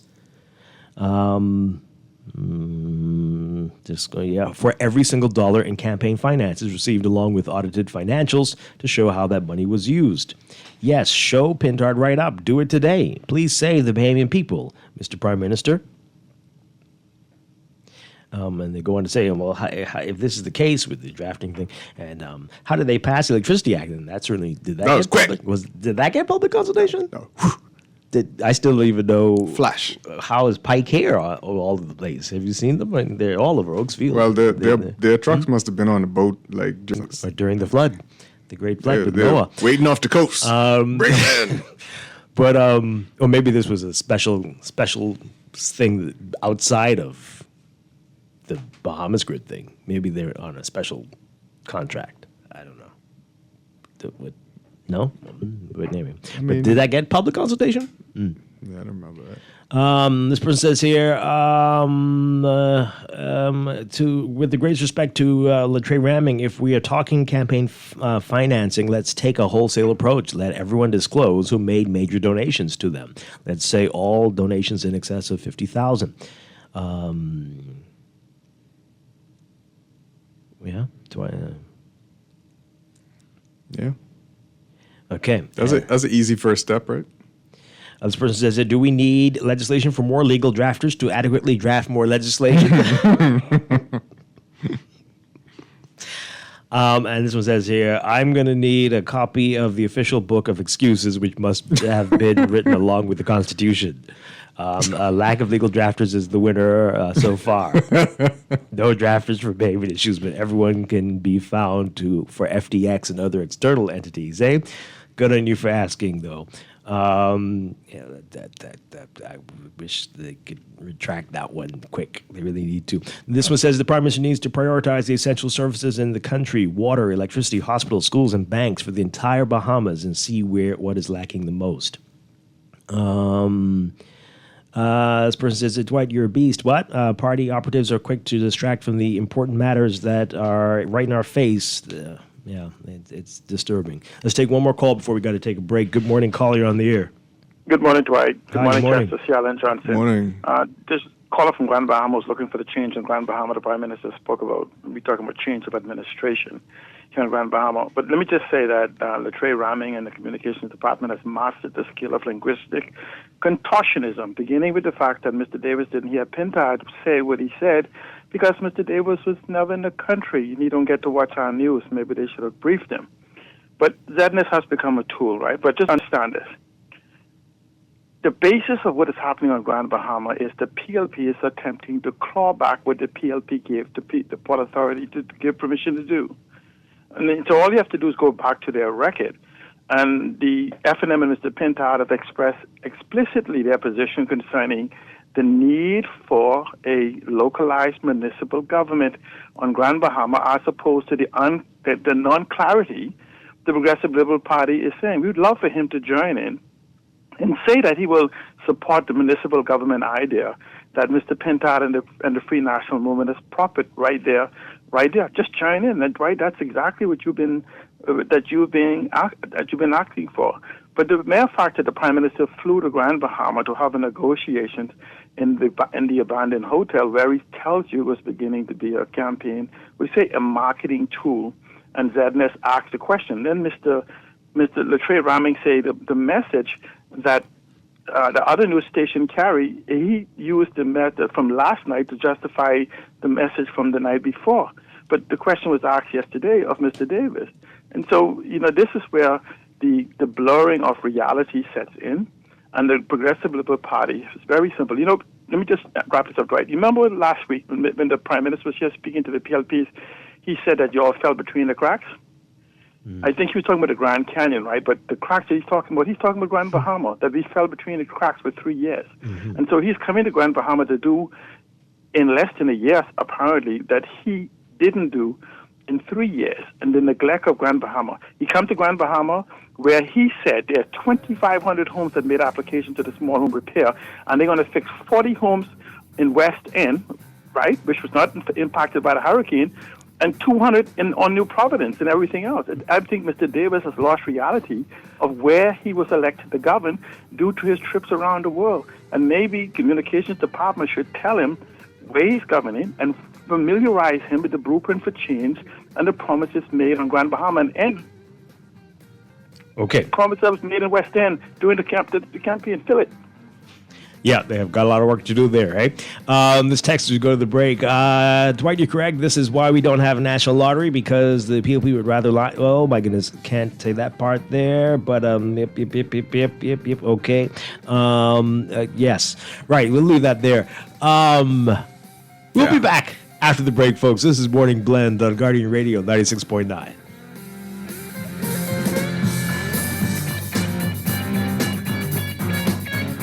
Take some advice from your Aunt Angie. If you're going to invest in an exotic pet, choose anything but a Norwegian forest cat. Apparently, they will eat all your jewelry. Before you know it, you're racing to the vet when your cat escapes from his carrier and lunges for your earrings. You crash and your cat swallows your pearls.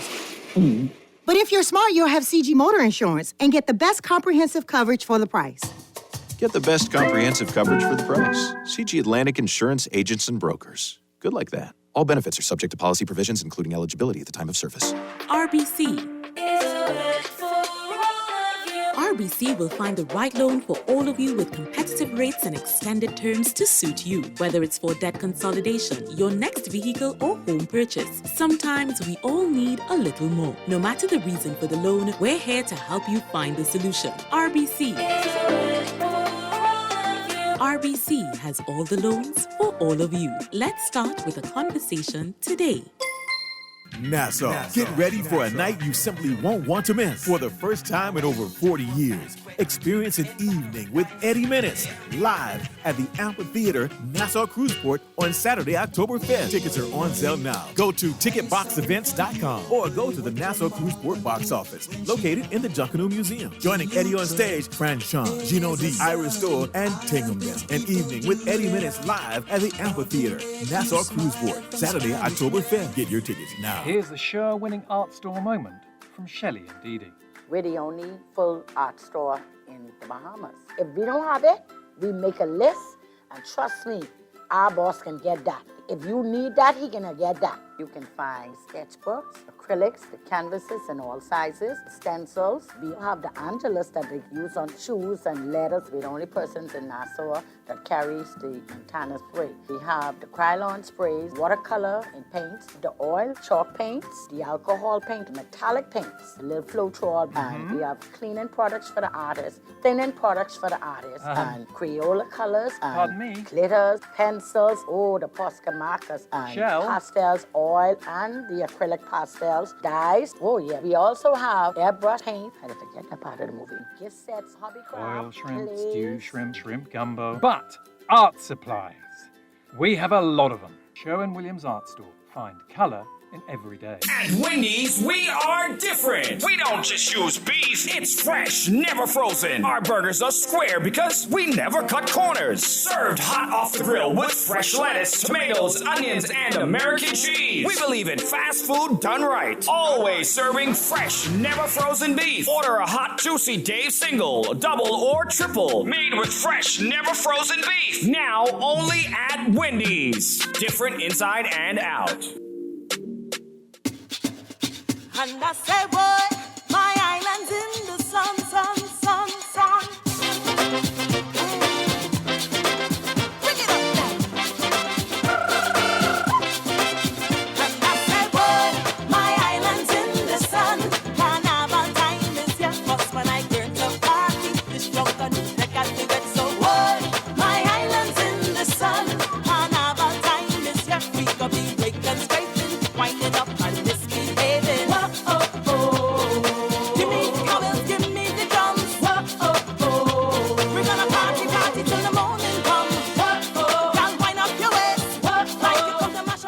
We are back with Morning Blend on Guardian Radio 96.9. Dwight Strachan along with Chester Robards. And we're changing gears. Changing gears, folks. We've got Doctors Hospital joining us now. They are about to host a back-to-school health fair in partnership with the Carmichael Urban Renewal Division. And joining us to tell us all about this, we're very pleased to have back with us Marketing Director Alexis Burrows, and Manager of Outpatient Client Services, Janelle McPhee, is going to join us soon as well. Alexis Burrows, Janelle, if you're on, great to have you with us. Good morning. Great to be here, Dwight. All right. Good morning, Mohammed. Good morning. Oh, Janelle, good morning. Great to have you with us. All right. So tell us about this. Back to school. We know some are already in school, but almost everybody's going to be back by next week. Tell us about this partnership with the Carmichael Urban Renewal Division. So what we're doing is we partnered with the Urban Renewal Division out of Carmichael with our Carmichael Medical Center to host a back-to-school health taking place this Saturday, August 31st, from 12 p.m. to 4 p.m. at the Flamingo Gardens Park. And we're going to have a number of exciting things going on at the health fair. So we'll have backpack giveaways while supplies last. We'll also have a bouncing castle and face painting for the kids. We have free snacks. We'll have free health checks. So if you want to get your blood pressure taken, your glucose, and we'll also have some of our nutrition education taking place at the event as well. And as always, we'll have our LAMP team on site to do LAMP sign up for our Loyalty Advantage membership program. And we'll also have some representatives from our Institute of Learning talking about some of the health education programs that we offer at the hospital through that program. So, we expect it to be a fun-filled day with a lot going on. Janelle can maybe talk a little bit more about, what physicians and other people we have that'll be there to engage with the public as well. Yeah, okay. So, Janelle, tell us more about that because I'm curious. Are the screenings for the parents or for the kids or for everybody? It's actually for everyone. I know we usually gear more toward adults, but we also offer it to kids. And as Alexis stated, we're also going to have our clinical director, Dr. Juana Rogers. She's going to be out there with us for a few hours, and so to offer some clinical support. So, and we also will have our laboratory team out there to do iron checks, especially for persons who suffer from low iron. They can get their iron checks while they're at the fair on Saturday. Okay, all right, wonderful. So, what are some of the things that that we should be thinking about at this time when it comes to health and back to school for the kids and the adults too, who are also going to be under some stress, I'm sure. What are some things people need to be thinking about? So I know definitely before back to school, most kids are required to do their school physicals. So definitely with healthy eating, making sure, persons are doing their regular checkups. And we are actually offering a current promotion for children who still haven't had their back to school annual physicals as yet. We're offering about 3 packages, discounted school packages for persons who don't have insurance. So they can have affordable access to seeing our pediatrician, Dr. Takaya DeVoe, at our Carmichael Medical Center location. So they can go there to get, the annual physical exam, as well as some other laboratory tests.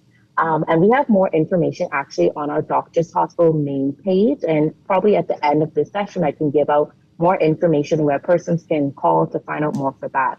But definitely, persons are encouraged to ensure that they're doing their annual physicals every 6 months, especially for children, making sure that, their health is at a peak standard.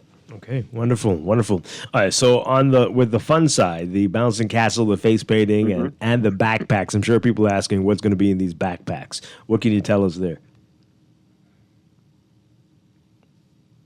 So we definitely packed, for example, the composition book, pencils, pencil cases, as well as rulers, and just simple items to assist parents with getting their children ready for next week. So we're hoping to have a great turnout for persons who really need those last minute supplies and, haven't gotten a chance to get their backpacks for their kids as yet.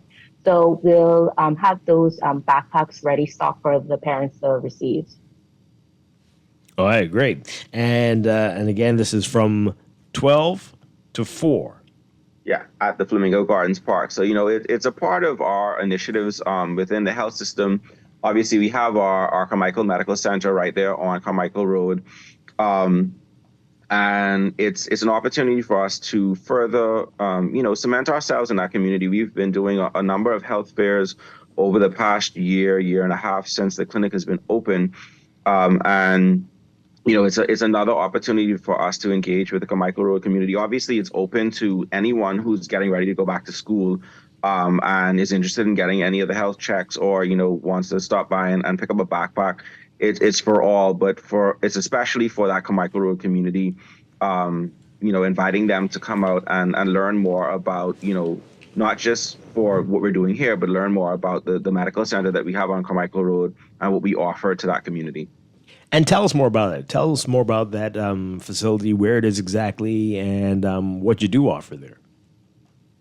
So it's at the Central Storage Plaza. So this is right up the street. I'm trying to not name anything unhealthy. So we're right next to, I think it's Bahamas Christian Fellowship Church, if I'm not mistaken.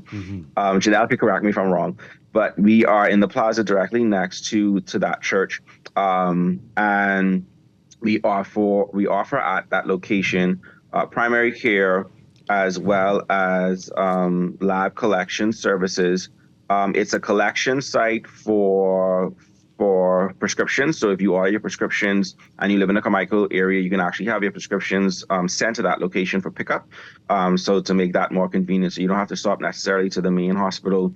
If that's the most convenient location for you, you're able to do prescription pickup from that location as well. And then Janelle can kind of chime in with any of the additional services that we have there. Yeah, definitely. Thanks, Alexis. So we also have a pediatrician there, Dr. Takaya Debo, as mentioned. She recently started with us last month in New Providence. So that service is also being offered. We also offer wound care services by Dr. Rodman Malcolm. And we also offer, our site is an NHI facility. So persons can sign up under NHI to see any one of our primary care physicians for an annual physical, a consultation if they're not feeling well, and as well if you're a Loyalty Advantage membership member, you can also see one of our primary care physicians there. So that's just some of the services that the Carmichael Medical Center offers. Okay, and what are the hours there? So we're open from Monday to Friday, 8 to 4 p.m. So any person or anyone can give us a call at 302-3270 to book an appointment with us there. And we also have a website that persons can go online to book an appointment at clinics.doctorshosp.com. Okay, all right, wonderful. And Janelle, for folks who do want to make an appointment to get their back-to-school checkup, again, give us that info, please. Sure. So you can call us directly at any one of our locations at Carmichael Medical Center, again, 302-3270, as well. We do have a WhatsApp line that we readily answer between Monday and Fridays from 9 to 5. That number is 427-7749.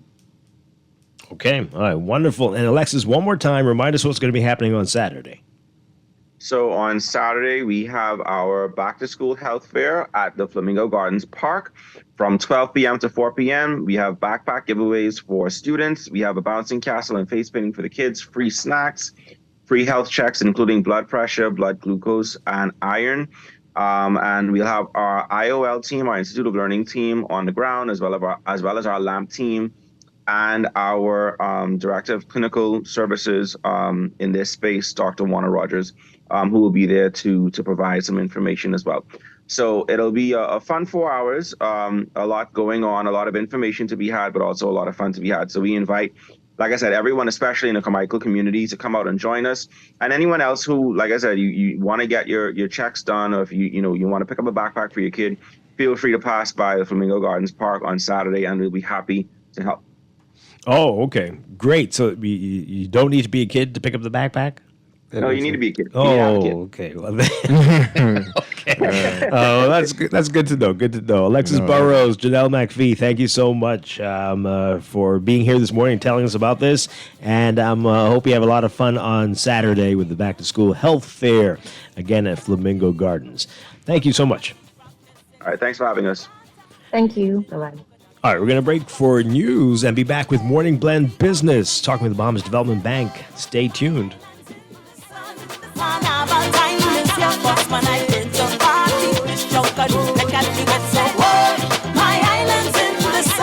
Join us in helping to support the Bahamas Children's Emergency Hostel. When doing your shopping at Janae's Uniform Center, just drop your coins or more in the special donation box. You can also help by donating vitamins, snacks, medicines, books, and more. Visit the Bahamas Children's Emergency Hostel directly, or you can donate online at bceh242.org or call 361-4124 or 807-6155. And thank you for helping us. The Bahamas Children's Emergency Hostel. Together, we can make a difference. Let's face it, life is hard, but your healthcare doesn't have to be. Give yourself peace of mind with LAMP plans at Doctors Hospital. Sign up today and enjoy the low-cost advantage. Get up to $5,000 in credit limit for non-covered services and 2 free nutritional consultations. Choose your plan today by visiting doctorshosp.com/LAMP. We make healthcare easy. This is Guardian Radio 96.9 FM, Nassau, Bahamas. Check every week for a year. Percy's Pension plan. Island game, keep you winning. Percy's Plenty Plan. Dream big, we will help you live it. Percy's Plenty Plan. Island game, we got you. Percy's Plenty Plan. From the friends you can trust. If we don't play the game, you know, cause your best chance is with us. The most trustworthy name is Percy's Island Game. So put 20 on your account and ride this easy train at Percy's Island Game. Now let me see now. 326 ETIC. Hello? This Epic Eckert Battery. This Miss Beulah from round the corner. I hear you're selling tires now on Wolf Road too. Praise the Lord. It's about time. I live Fox Hill and Fire Trail. It's too far. That ain't all. They open Monday to Friday, 7 a.m. to 7 p.m. On Sunday and holiday, 8 a.m. to 4 p.m. My brother Sam, he's a hacker, and he could go right there and get fix up. Call us at 326 EPIC. We ship also to the Family Island. This is Guardian Radio 96.9 FM. Fresh news, smart talk, all day. The views and opinions of the hosts and guests are their own and do not necessarily reflect the position of the management and staff of Guardian Network. Wake up, it's a new day. Wake up, it's a new day.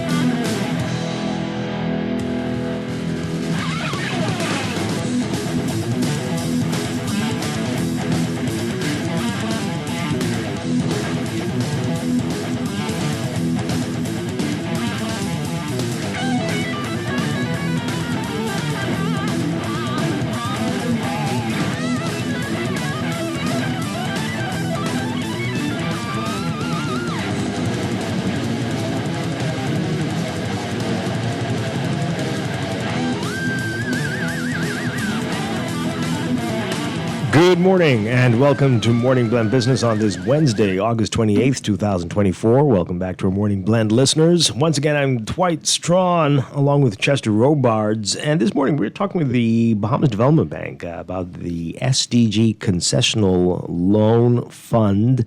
And here to tell us all about this, we're very pleased to welcome Assistant Manager of Credit Operations, Alicia Butler, Credit Officer, Jeremy Johnson.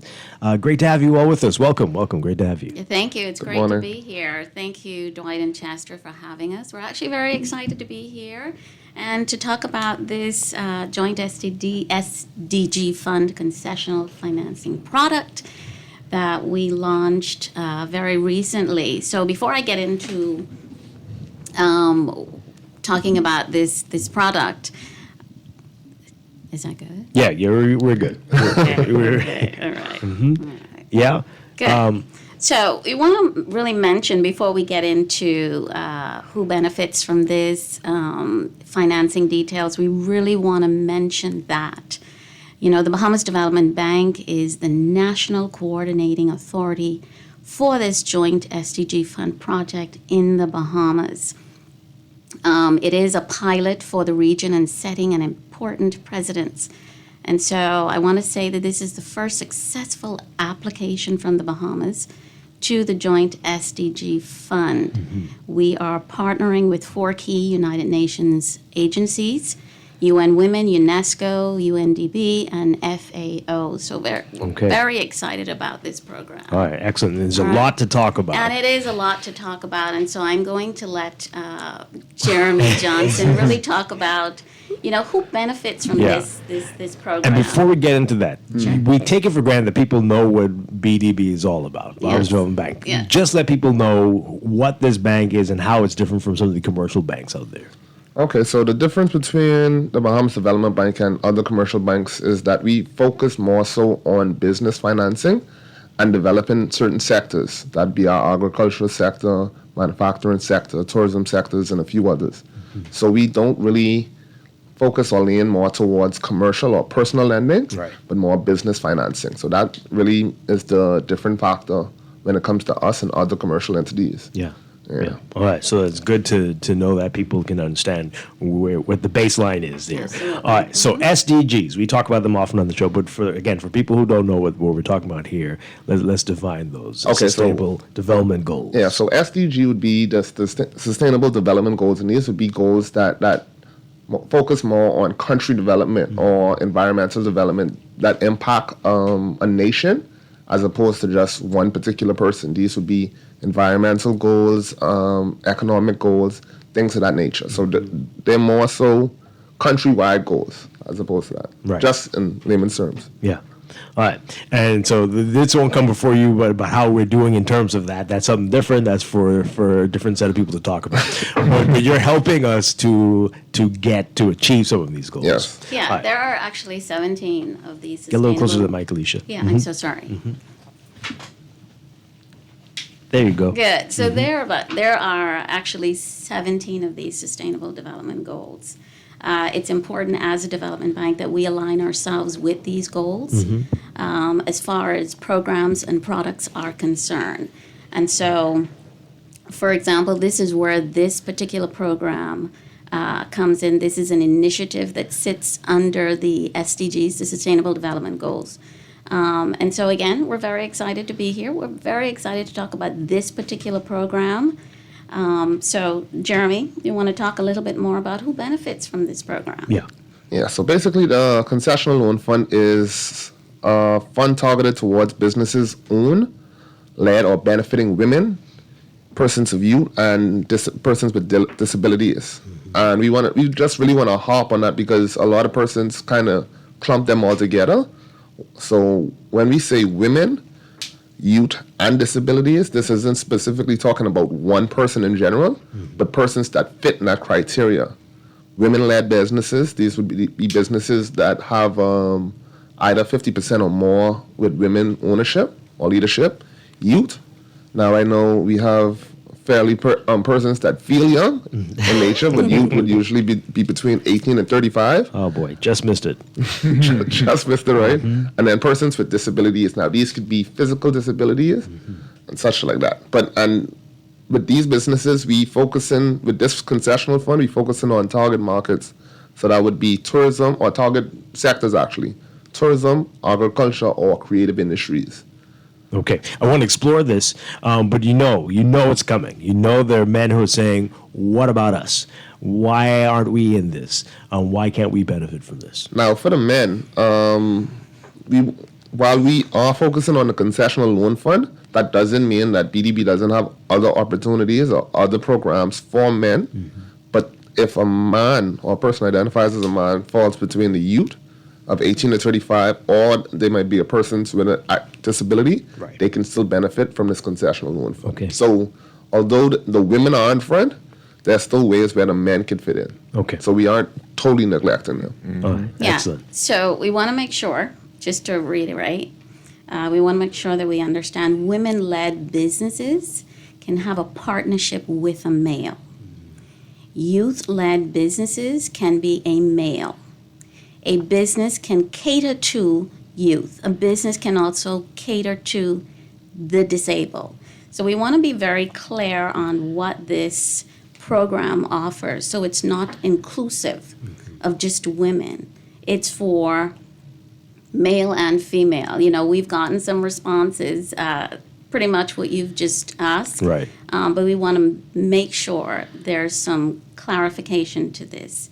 These are also businesses that can be led by men under youth and under disability. And youth simply means that your products cater to youth. Your products cater to women. Your products cater to those persons that are disabled. Right. So it doesn't matter what type of business outside of that criteria. So we have to stay within the prerequisite to lending, which is industry focus, 3 industries specifically: agriculture, tourism, and the creative space. Okay. All right. So how does it work if you are in those categories there and you're so seeking funding? Now, once you fall, We have about 3 tiers when it comes to the concession. So we have 2% for businesses that qualify with one feature. That means that you could either be a woman, you could be a youth, or a disability-focused business. Okay. You would be concessional rate of 2%. 1% for businesses with 2 qualifying features. So if you are a woman that's considered a youth, or a woman with a disability, or vice versa, however it matches up. And then 0% if you fit 3 of the qualifying features. And this concessional rate would be for 2 years, the first 2 years of the loan. Wow. Yeah. So what that simply means is you can borrow up to $100,000 under this concessional fund. So up to $100,000 if you are, so these 3 inclusions, youth, women-led, and disability, the interest rate for 2 years is 0%. Oh my goodness. If there are 2 inclusions, women-led, youth, women-led, disability, youth, any 2 of them, these inclusions, the interest rate is 1% for 2 years. If you are just one of any of these 3 inclusions, it is 2%. These are these are great opportunities for entrepreneurs out there. Even 2% is absolutely. is really amazing. Where can you get that? Right. And so we want to make sure that in this particular concessional area, it is up to $100,000, and these interest rates are up to 2 years. After 2 years, you're subject to BDB's interest rate of 6.75%. Okay. Okay? And so the focus for this program is mainly existing businesses, and we want to make sure that we're very clear on that. Businesses that have existed for 2 years or more. We will accept applications for new startup businesses, but they're on a case-by-case basis. Okay. And why is that? I'm so sorry? Why is that? Why existing businesses with a 2-year history? So really the program is centered around existing businesses, and I don't want to say that is our ultimate focus. Right. But existing businesses with historical financials. Right. We get to look at the viability of the business, its profitability, and its sustainability. Yeah. Because the program is the timeline for the program is the deadline is actually September 13th. Oh. We find that businesses that are existing usually have all of their documents. Yes. Startup businesses, there's a lot of work that goes into starting a business, whether there's training and development, whether it's having a business plan prepared. These things take time and may not meet the deadline for this particular program. And so while this is a pilot program, I also want to emphasize that we're going to have more programs very similar to this particular program in the very near future.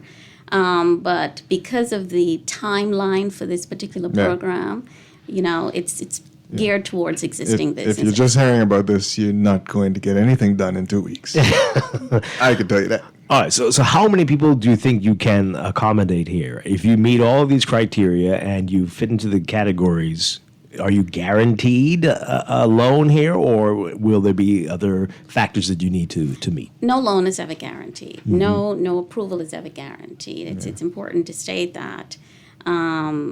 There are businesses that sit in the tourism industry that may not meet all of the qualifying criterias for this program. And so when we go through the whole adjudicating process for these applications, we look at the viability of a project.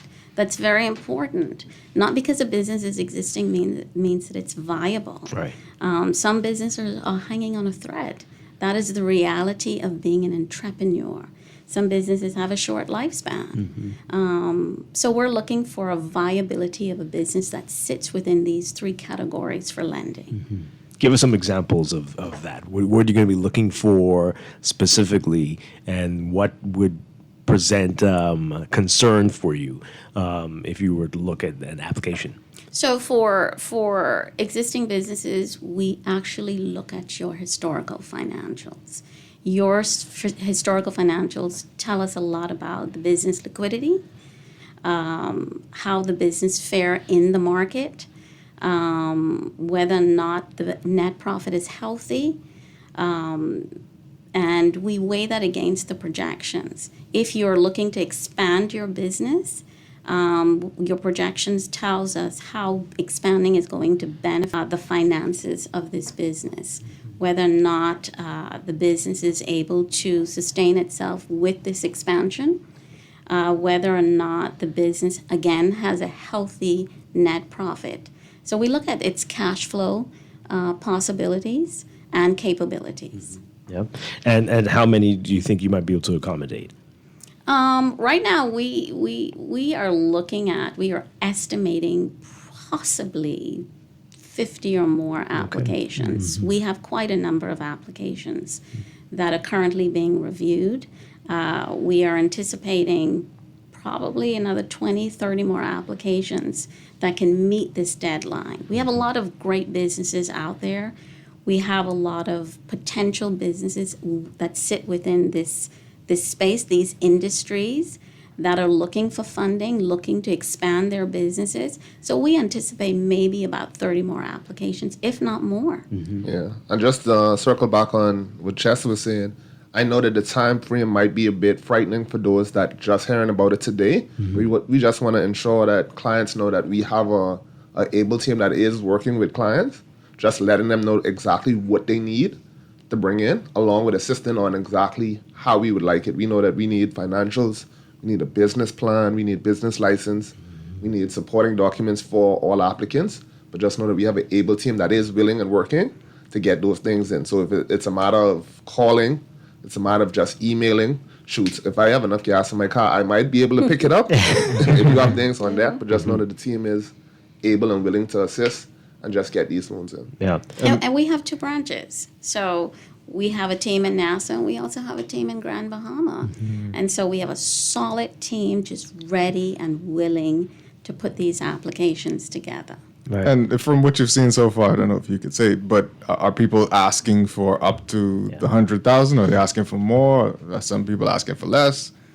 So most of the applications that we've seen, it's just a little over 100,000. If persons, you can still, even if you're, so you can borrow up to $2 million, by the way. However, on a regular basis, like on a normal. Even in this program, however, the concessional aspect of this Okay. program falls under $15,000 to $100,000. Right. Okay. And so Gotcha. anything that exceeds that amount, you can still get the funding. But the 0 to 2% is only for up to 100,000. Wow. I'm just curious. Sure. Do you ever have anybody apply for 50 and you say, well, we think you need more than this and we're willing to give you more? Not. Yeah. Absolutely not. Not. No. Who ask and we've suggested that they ask for more? Yeah. Absolutely not. Okay. We cannot always determine the needs of a business. If the expansion only requires 50,000 to purchase a machine or equipment, that's fine. Okay. Yeah, we're not here to. We want to make sure that we have small entrepreneurs. So these are small, medium, and micro businesses that we're looking at. So don't bite off more than you can chew. And we don't want that. Right. Yeah. Yes. All right. So tell us about the process, how this works. You're hearing about this for the first time. What do you need to be doing right now? Okay. Jeremy? So for that, we actually ask clients to visit bdb.gov.bs. And once they go on our site, there is a section for the SDG Concessional Fund where they could read up, get information, and also click the link and apply right there. And once they click the link and apply online, a credit officer reaches out to them, make contact, and we get the ball rolling just that easy. Yeah.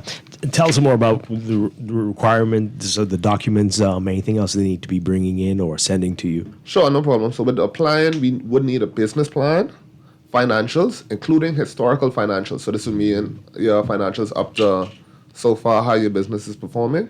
We would need a valid business license for the business and KYC documents supporting those applicants or the business owners. So KYC would mean 2 forms of government issued ID, address verification, and relevant quotes to the things that you actually applying to purchase. So if you applying for equipment, we would need quotes not only to purchase, but land and clear equipment, things of that nature. So you definitely need that stuff. You just can't say, I need this because I think I'm going to need to do some stuff over the next 2. You can't be vague about this. We need the details. Yeah, we want to. So to the audience out there, if you're interested in applying, and we'd love to see what your business looks like. Because this is a very unique opportunity for the development bank and for the country, for growth, for flexibility. The terms are flexible, and it's designed to help businesses thrive. And so when you're looking at getting your information, we want you to meet the deadline. We're excited about you coming to BDB. We're excited about your project. But we also want you to meet this deadline. And so for the audience out there, if you're listening and you're compiling and you're as excited as we are about this initiative, don't delay the process by sending in one document and then another document. You can go to our website. There's an application portal there for this particular program. And so it allows you to upload your documents. While we're talking about this program, for those of you that don't qualify for this program or you cannot meet the deadline, we have other programs here at the Development Bank. We have a microloan program. We have an electric vehicle program. We have a regular BDB loan where you can get up to $2 million again. And so, there are opportunities out there, but right now we are just excited and happy, to be pushing this particular program and this initiative for the Development Bank. Yeah. And before we close, I just want to speak to the audience and let them know, don't be frightened by the word financials, historicals, or business plan or anything like that. I know that sometimes they sound like a lot of things, but if you don't feel like you meet the criteria, still call and get the information and use this just as an opportunity to legitimize your business. A lot of times we see people operating and they don't have a business license or a business account. Don't be deterred by these.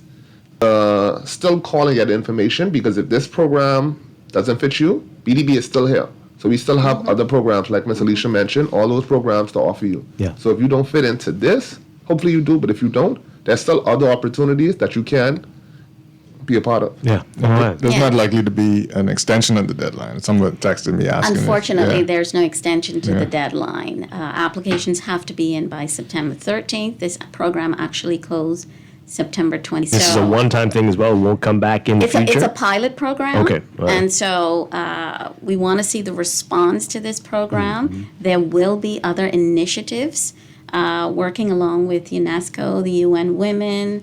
And so this is why we're so excited. So I want the audience out there, I want you entrepreneurs out there to think about this relief in interest, 0 to 2%.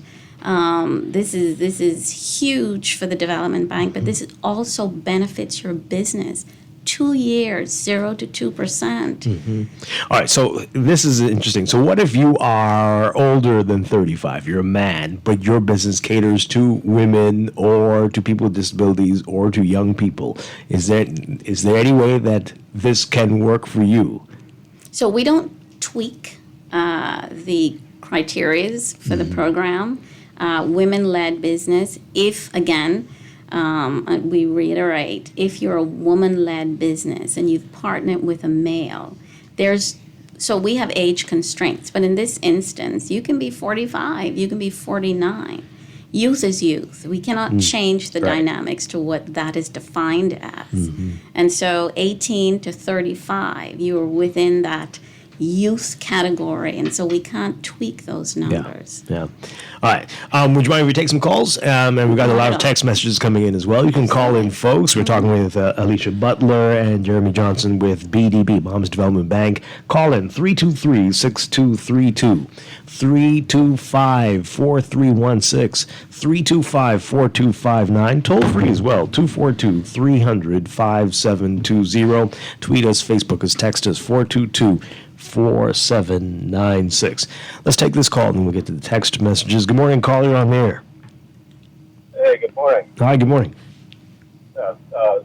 I need us to We can barely hear you. I'm not sure what's happening with your audio. Say that again for us. Speak a little. BDB is on because I've been meaning to reach out to them and get some information. But I did miss parts of the conversation. Is this pilot program geared more towards females, they said? Yes, women, young people, women-led businesses. So it's women-led businesses, sir. It's youth between the ages of 18 and 35, and disability. Disability doesn't mean that you have a disability, but you cater to persons with disabilities. Okay, yeah, because I was looking to have a service-based business. So there are other programs or other avenues that I could get funding through the BDD for that. Absolutely, yes. Okay, would that be on the website or should I come in? Oh, it's definitely on our website, bahamasdevelopmentbank.com. We have a lot of information on our website regarding funding and the different funding programs that we offer at the bank. Okay, I'll definitely check it out. Thank you. All right, thanks a lot. All right, this texter's asking, so what are some of the options for startup businesses, people just starting out? I guess outside of this program. Yeah, so you have the startups may be very small, so they may sit under small businesses. So we have the microloan program. A startup may need an electric vehicle if they have a delivery service as a part of their business model. We also have regular BDB loans. So those loans start from $20,000 up to $2 million. These are industry-focused businesses: agriculture, manufacturing, fishing, tourism, transportation with a focus on tourism, different forms of technology, and Airbnb. Okay. All right. This text here, oh boy. Dwight, what's the rationale for not providing funding to men over 35 who are not disabled? Why have they simply left this category out? What is the premise? I think you explained that already. Yeah, so it is an initiative. It's just a pilot program. It does not take away from what we do offer as a development bank. So even with this initiative, the success of this initiative is predicated on if a male is looking for funding, we again, and I have to reiterate, we offer other programs for funding. And so we don't, when this initiative was discussed, these were the criteria discussed. These are definitely areas that have been left out. Yeah. As far as funding is concerned, it's very difficult for young people to get funding. It's very difficult for women-led businesses to get funding, notwithstanding women are in the workforce working. And so, we stop by to say, hey, we have a little initiative for you here to fund your business, your dreams. Your goal is becoming an entrepreneur. And disabilities. How many programs are out there or businesses that are out there creating products and services for the disabled? We've missed them over the years. Yeah. And so now this is their opportunity. And so, we have funding for male-led businesses, but this initiative has a focus. And we've heard that before, right? People say that some of these folks don't even think they can apply or will be able to achieve any of these funding goals. And so you really do have to cater things to certain groups for them to take advantage of this. To reiterate an earlier point for the men that may be getting upset, if you are a man in business that doesn't meet the youth criteria, if there's women leadership in the business up to 60%, then that still meets the criteria in a way. If it is a business that's focused or benefiting women or persons with disabilities, then that's still a business that could be viable to this program. So don't let the fact that you're a man over the youth criteria just exclude you, because if you're still working with women or in partnership with women, that qualifies. If you're still a business that focuses on disabilities, that still qualifies. So don't get, we don't want to have persons caught up on the fact that it is a women's initiative or a disability initiative, because at the end of the day, there are still ways that men could participate, and then we aren't leaving the men out because we still finance the men anyway. All right. And even though you say youth, I mean, 35 is a pretty big man. 35 is a pretty big This is true.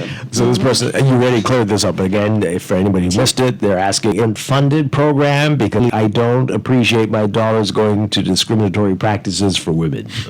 Say what? But anyway, we talked about this is an international. This is an international collaboration between the United Nations Women, again, UNESCO, UNDP. And so we are the funding side of it is from the Bahamas Development Bank. The grant side of it, which is the interest side of it, is from our partners.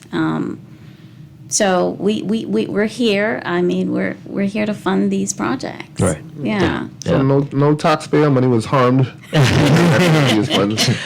Disclaimer. Any opportunities for men to get the 0% interest rate Yeah. in any other programs? Well, no other program. No. No other. This program is designed to help businesses take the first step into commercial debt. We want to make that very clear, and for future upscaling. So, if you're a small business that has existed for the last 3 years and you're looking to even upscale now by advancing or expanding your business, this is an opportunity here where opportunities for funding may have suggested, as far as your business historicals were concerned, that you cannot afford a debt right now. This is a wonderful opportunity for funding. All right, so a lot of the text messages seem to be angry men. But are there women or people with disabilities or young people who have questions? Give us a call, 323-6232, 325-4316. 325-425 now, or maybe some of these men will tell the people who fit into those categories. Angry men who don't fit in the youth category. Right. Maybe they will tell people so that they can take advantage of this opportunity. This is, boy. Anyway, this person says that we're speaking with the best in the business in the area, Alicia Butler, indeed an asset to the organization. Tell her Bonafide said so. You know who that is? Thank you very much, Bonafide. Thank you very much. All right. So again, we want to reiterate that this is just a pilot program that we're very excited about. When we look at the applications, our portfolio over the years, it's dominated by men.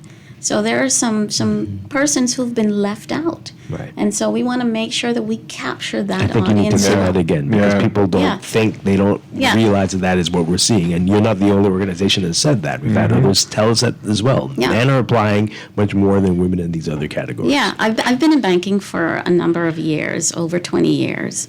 And what I've seen in terms of funding is that particularly business lending, men have dominated in that capacity.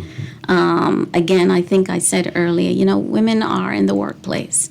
They're working, they're caring for their kids. These opportunities are not there for them as far as low interest rates, flexible terms. So we've always, as a development bank, provided funding to the mass. But we've seen more male business-led businesses. When you look at the categories for lending, agriculture, fishing, tourism,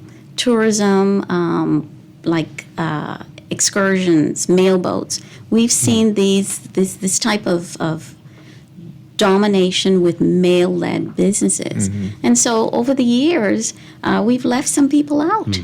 And so we want to make sure that we identify, in which we've had to do as far as this initiative is concerned. And now that we've identified these persons that we've not captured over the years, we're providing this opportunity for them.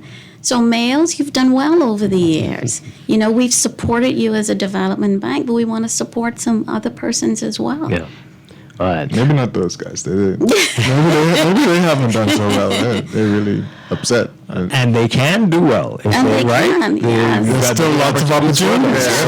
So stop texting and send in your information to the Bahamas Development Bank. Go check the website. Yeah, we've seen some successful male-led businesses. We want to see more successful women-led businesses. Youth empowerment. This is very important for this country. sometimes the men that are talking are of a certain age where they don't fit the criteria for funding anymore. So we have to leave this door open for other opportunities. Yeah. All right. So one more time, let people know what's going on, and that deadline is coming very quickly. It's practically September already, right? September 13th, we want to have your application in. We want to have it reviewed. We want to have an approval, and we want to be able to fund your business. All right. Again, give us the emails or the websites where you can get more information. So our website is www.bdb.gov.bs. You can also call us if you've missed most of the information with respect to this opportunity to tell you about this fund. You can call us at 702-5700 and 352-9025. You can also go on social media for any updates, BDB's Facebook page, Instagram, and LinkedIn pages. Okay. All right. This text just came in. This person says, happy to hear about the initiative. I'm a woman over 35, but starting a new business. I do work in a field that assists people with disabilities, but it's not exclusive for people with disabilities.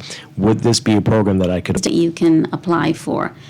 Even though we have reiterated that we have a focus for existing businesses, we are accepting applications for startup. We cannot discredit the fact that there are a lot of existing businesses that may not require funding that sit within these specific industries for this program. And so there are some potential viable businesses out there that are startups. And so we don't want to say, no, you cannot apply for this particular program. Yes, you can. Go right ahead. We'd love to see your application. We'd love to sit down and discuss your funding needs. And yes, we'd love for you to be a part of this program. Okay. All right, let's get this call in really quickly. Good morning, caller. You're on the air. Morning, Dwight. Morning, guys. Hi. Just wanted to pinpoint a point I think is with this initiative for females. I think they just rolled out, the SBDC just rolled out a graduate of 83 of those graduate females in an entrepreneurship program for grants about 2 weeks ago. Right. Now, we come back with this, another initiative for females. Not saying I'm a guy, but I'm noticing that this is a United Nations program, and the lady made an interesting point because, yes, we were not seeing many women in the past get these type of loans to start businesses. It shows the cultural habits of our country in not encouraging young people and women. So, when a guy shows up to the bank, he potentially will get that loan for business because that's how our culture dictates business in our country, and you see it over and over and over again. So yes, I agree with the initiative because I have a daughter who just came back from college and looking at for potentially starting a business. And I think more focus for a pilot program is encouraging startups instead of startups to encourage more businesses, and then you follow into engaging the other business to springboard and to the existing businesses to maybe to upgrade. But I think it should be more startups, especially for females and young people. Okay, thank you very much. We thought you were going to head in a different direction at first. We did. I'm glad you went that way. Thank you, sir. So I just want to mention that this is not a United Nations program. This is a collaboration between the Bahamas Development Bank as the newly appointed national coordinating authority for this fund. So we are collaborating with 4 key United Nations agencies. Okay. So this is all we tanks. Okay. All right. Alicia Butler, Jeremy Johnson, thank you this morning. Pleasure. Again, Bob's Development Bank, all the information on your website, and you only have until September 13th, folks, to get the applications in. Thank you very much. Appreciate it. Thank you very much. Come Dwight. back and keep us posted on how this went. Thank you. We want to hear more and want to hear the great success stories that we are sure will come out of this. Absolutely. Thank you very much. All right, appreciate it. We're going to take a break, folks, and be back with the final few minutes of Morning Blend Business right here on Guardian Radio 96.9.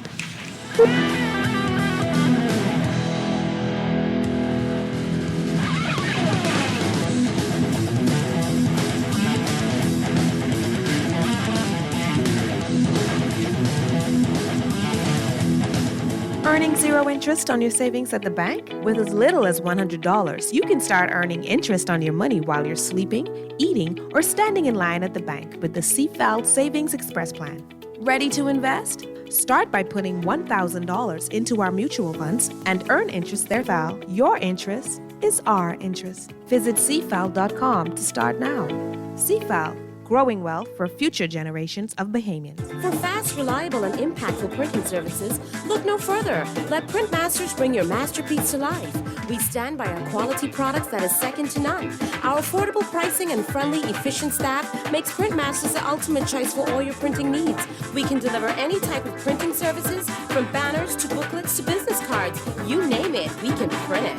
Let Printmasters bring your masterpiece to life. Located in the Nassau Guardian Building, telephone 302-2361. Hey Bahamas, ready for some eye-openers? Check out two legendary 3-time PM Hubert Ingram. Get the tea on his amazing leadership and courage to buck the system. These books are for you, the game changers, movers and shakers, and anyone passionate about our nation's roots and future. Available now at Dungalik Studios, Logos Bookstore, the National Art Gallery of the Bahamas, and Chapter One Bookstore. Score your copies today. Celebrate our amazing... Move to the top of the class with this amazing Scotiabank back-to-school credit card offer. You could win your share of prize money valuing $10,000 when you spend $150 or more on any Scotiabank credit card to purchase books, uniforms, technology items, or other academic. Win $2,000 in cash back towards their purchases. Promotion runs July 12th through September 30th, 2024. Drawing date is Friday, October 11th, 2024. Calling all young champions, supportive sidekicks, and wise mentors. Are you ready to unleash your back-to-school superpowers? Fly into John Bull Business Center, gear up, and enjoy a super 20% off all school supplies and 10% off on teaching aids. And that's not all. With every purchase now through September 7th, enter to win a $3,000 shopping spree. Zoom in to John Bull Business Center today and gear up like a true super student. It's a Scotia Plan Loan Summer. With Scotiabank, you can chase your summer vacation, swing into your home renovation, and slide on back to school with ease. Apply for your Scotia Plan loan and benefit from competitive rates, flexible loan terms, and no payments for up to 2 months. Tick off your to-do list this summer and apply for a Scotia Plan loan today. Ready to save? You can put $100 into the CFAL Savings Express Plan and make sure your money keeps growing. Earn interest on your savings while you're sleeping, eating, or standing in line at the bank. Ready to invest? Start by putting $1,000 in and earn interest there too. Because at CFAL, your interest is our interest. Visit cfal.com to start now.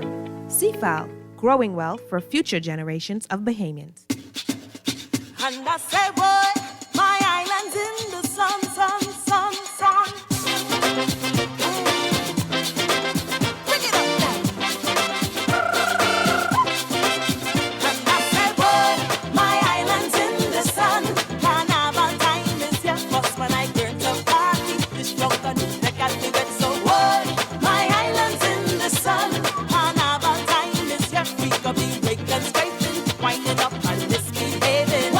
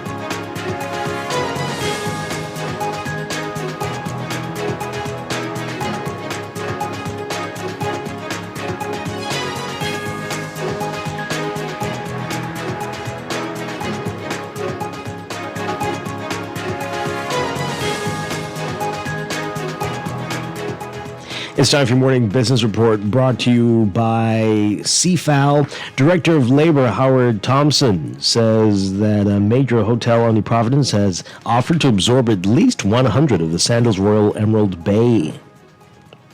employees. Thompson says he has a team of 5 people on the ground in Exuma trying to assist the recently laid off employees with obtaining national insurance and employment assistance. Last month, Sandals, which employed 400 people, announced it will close the property for 12 to 15 months for a $100 million transformation and reopen as a beaches property. General Manager Jerry Mutton saying that some of the existing staff will be relocated to Sandals Royal Bahamian in Nassau and Beaches Turks and Caicos, while a skeleton crew will remain at the property to carry out core functions and look after the golf course. Sandals staff prospective new employees, apparently, according to Thompson, don't have to do much of anything as they are already trained in the hospitality industry. You can read more about this in today's Guardian Business section.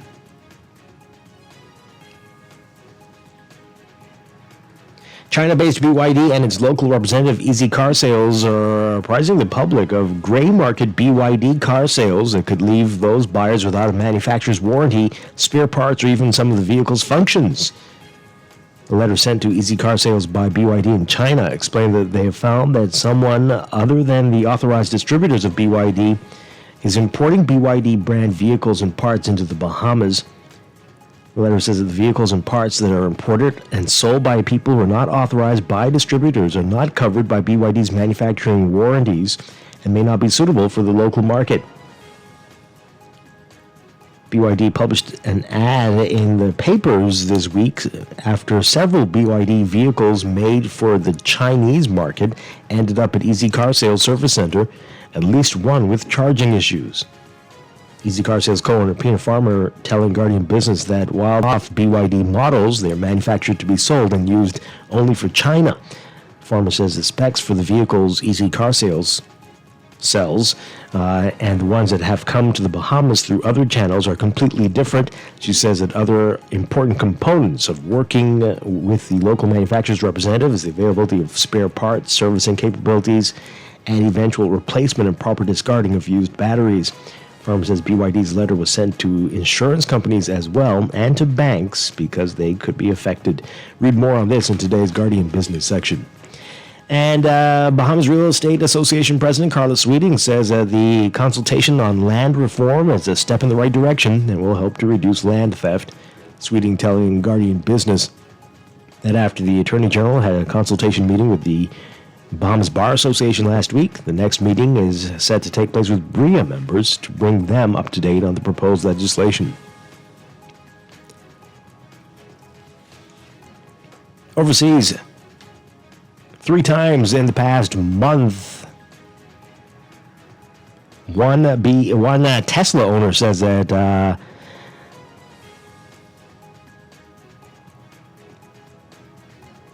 that his Tesla, equipped with a full self-driving system,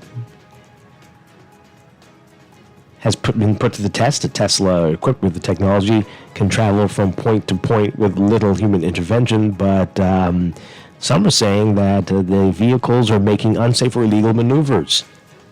Problems have led people who monitor autonomous vehicles to become more skeptical that Tesla's automated system will ever be able to operate safely on a widespread scale.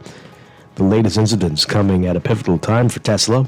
Elon Musk has told investors it's possible that full self-driving will be able to operate more safely than human drivers by the end of this year, if not next year.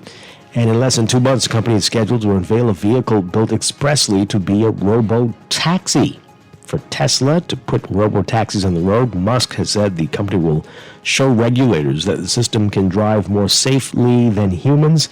Under U.S. federal rules, the Teslas would have to meet national standards for vehicle safety.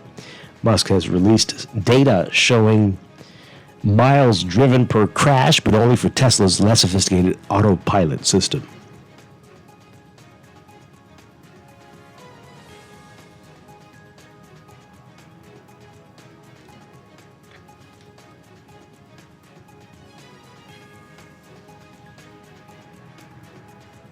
And closer to home in your Market Watch, recapping trading on the BISX from Tuesday. Your market movers, APD Limited moving 100 shares, closing at 44.64 unchanged. Consolidated Water up 20 cents, closing at 5.60. Emira Incorporated up 1 cent, closing at 917. The BISX All Share Index closing at 2,964.88, up 0.22. That's your Market Watch. And that is your morning business report, brought to you by CFAL, growing wealth for future generations.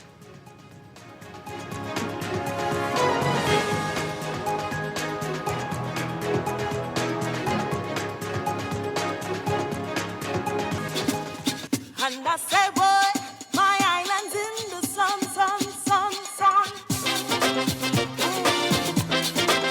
Bring it up now. And I say, boy, my island's in the sun.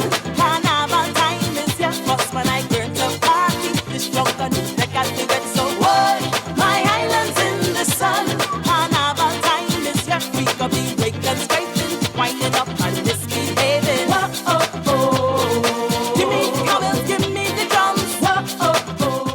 We are back with the final few minutes of Morning Blend Business on this Wednesday morning, final Wednesday of August 2024. September pretty much here. Dwight Strachan along with Chester Robards. Let's get to some of the text messages we didn't get to earlier in the show. Just a few. We had that one texter who was very worked up about our previous segment there. He says he thinks this is extremely wrong, sir. I think you need to get over it. Right, Chester? I mean, you've heard what everybody's saying. That's BDB saying it now. We've heard the same thing from SBDC, right? Men, I don't know if it's an entitlement thing, but men don't have any issues with going to ask for money. Yeah. And women and people with disabilities especially, this, and young people as well, have heard all kinds of nonsense and believe that no one's going to lend them money or that they aren't going to be qualified enough for stuff, and they don't apply at the same rate. Yeah. And so folks are trying to help them. Men are not having these issues. Do not see it the way you're seeing it. It's a very myopic way to look at this. Men are having no issues with this. And it's selfish. Oh, yeah. It's selfish and unfounded. Get over it yourselves. Guys, come on. And look out. Young men are having these challenges too. So think about that, right? So this helpful or necessary at all? And as all of these organizations tell you, we've got many, many other programs that will benefit almost any single man on the planet. So don't watch nothing, as they say. Right. All right. I'm not sure if this is for us. This text here can't be right. This person's asking again, when are we coming to Grand Bahama? We need to do another show there. Yep. Okay. We got to do it. Now that we are close to having a buyer for the Grand Lucayan, we need to go. Yeah. Well, I mean, we'll see. There was an article in one of the papers this week talking about what might be planned according to sources who know who the buyer is. It sounds like it's going to be a long project. It's going to be a long time. Right? If what is claimed is accurate, and we have no reason to believe it's not, because. But yeah, it's going to be a long road for that property. But it's good news. It is certainly good news that finally the horizon, we can see it, and the Grand Lucayan the future might be a little clearer. Now. This text here, good afternoon. My electricity bill has not gone down since July like what was promised. I am paying over $200 more in fuel surcharges now in the last 2 billing cycles. My actual usage is only about $100, a little over $100. They are also charging VAT. Well, definitely if you're over $400, they're charging VAT. They are also charging VAT. I went from a total of $200+ as a bill with $200+ to now a bill that is $500. It's terrible. That's a text. Yeah, a lot of people in that boat. Yeah. It's, I'm right in the boat there with you, buddy. Oh dear. Hopefully it's not the Titanic. Chester Robards, thank you so much for being here this morning. Yeah. Maybe you can get in one of the little dinghies. Yeah, you need. Yeah. Yeah. I'll see you next week. See you next week. And I'll be back tomorrow morning with more Morning Blend and Morning Blend Business here on Guardian Radio 96.9. Dwight Strachan, have a great day. Stay tuned for On the Clock with Aaron Green next.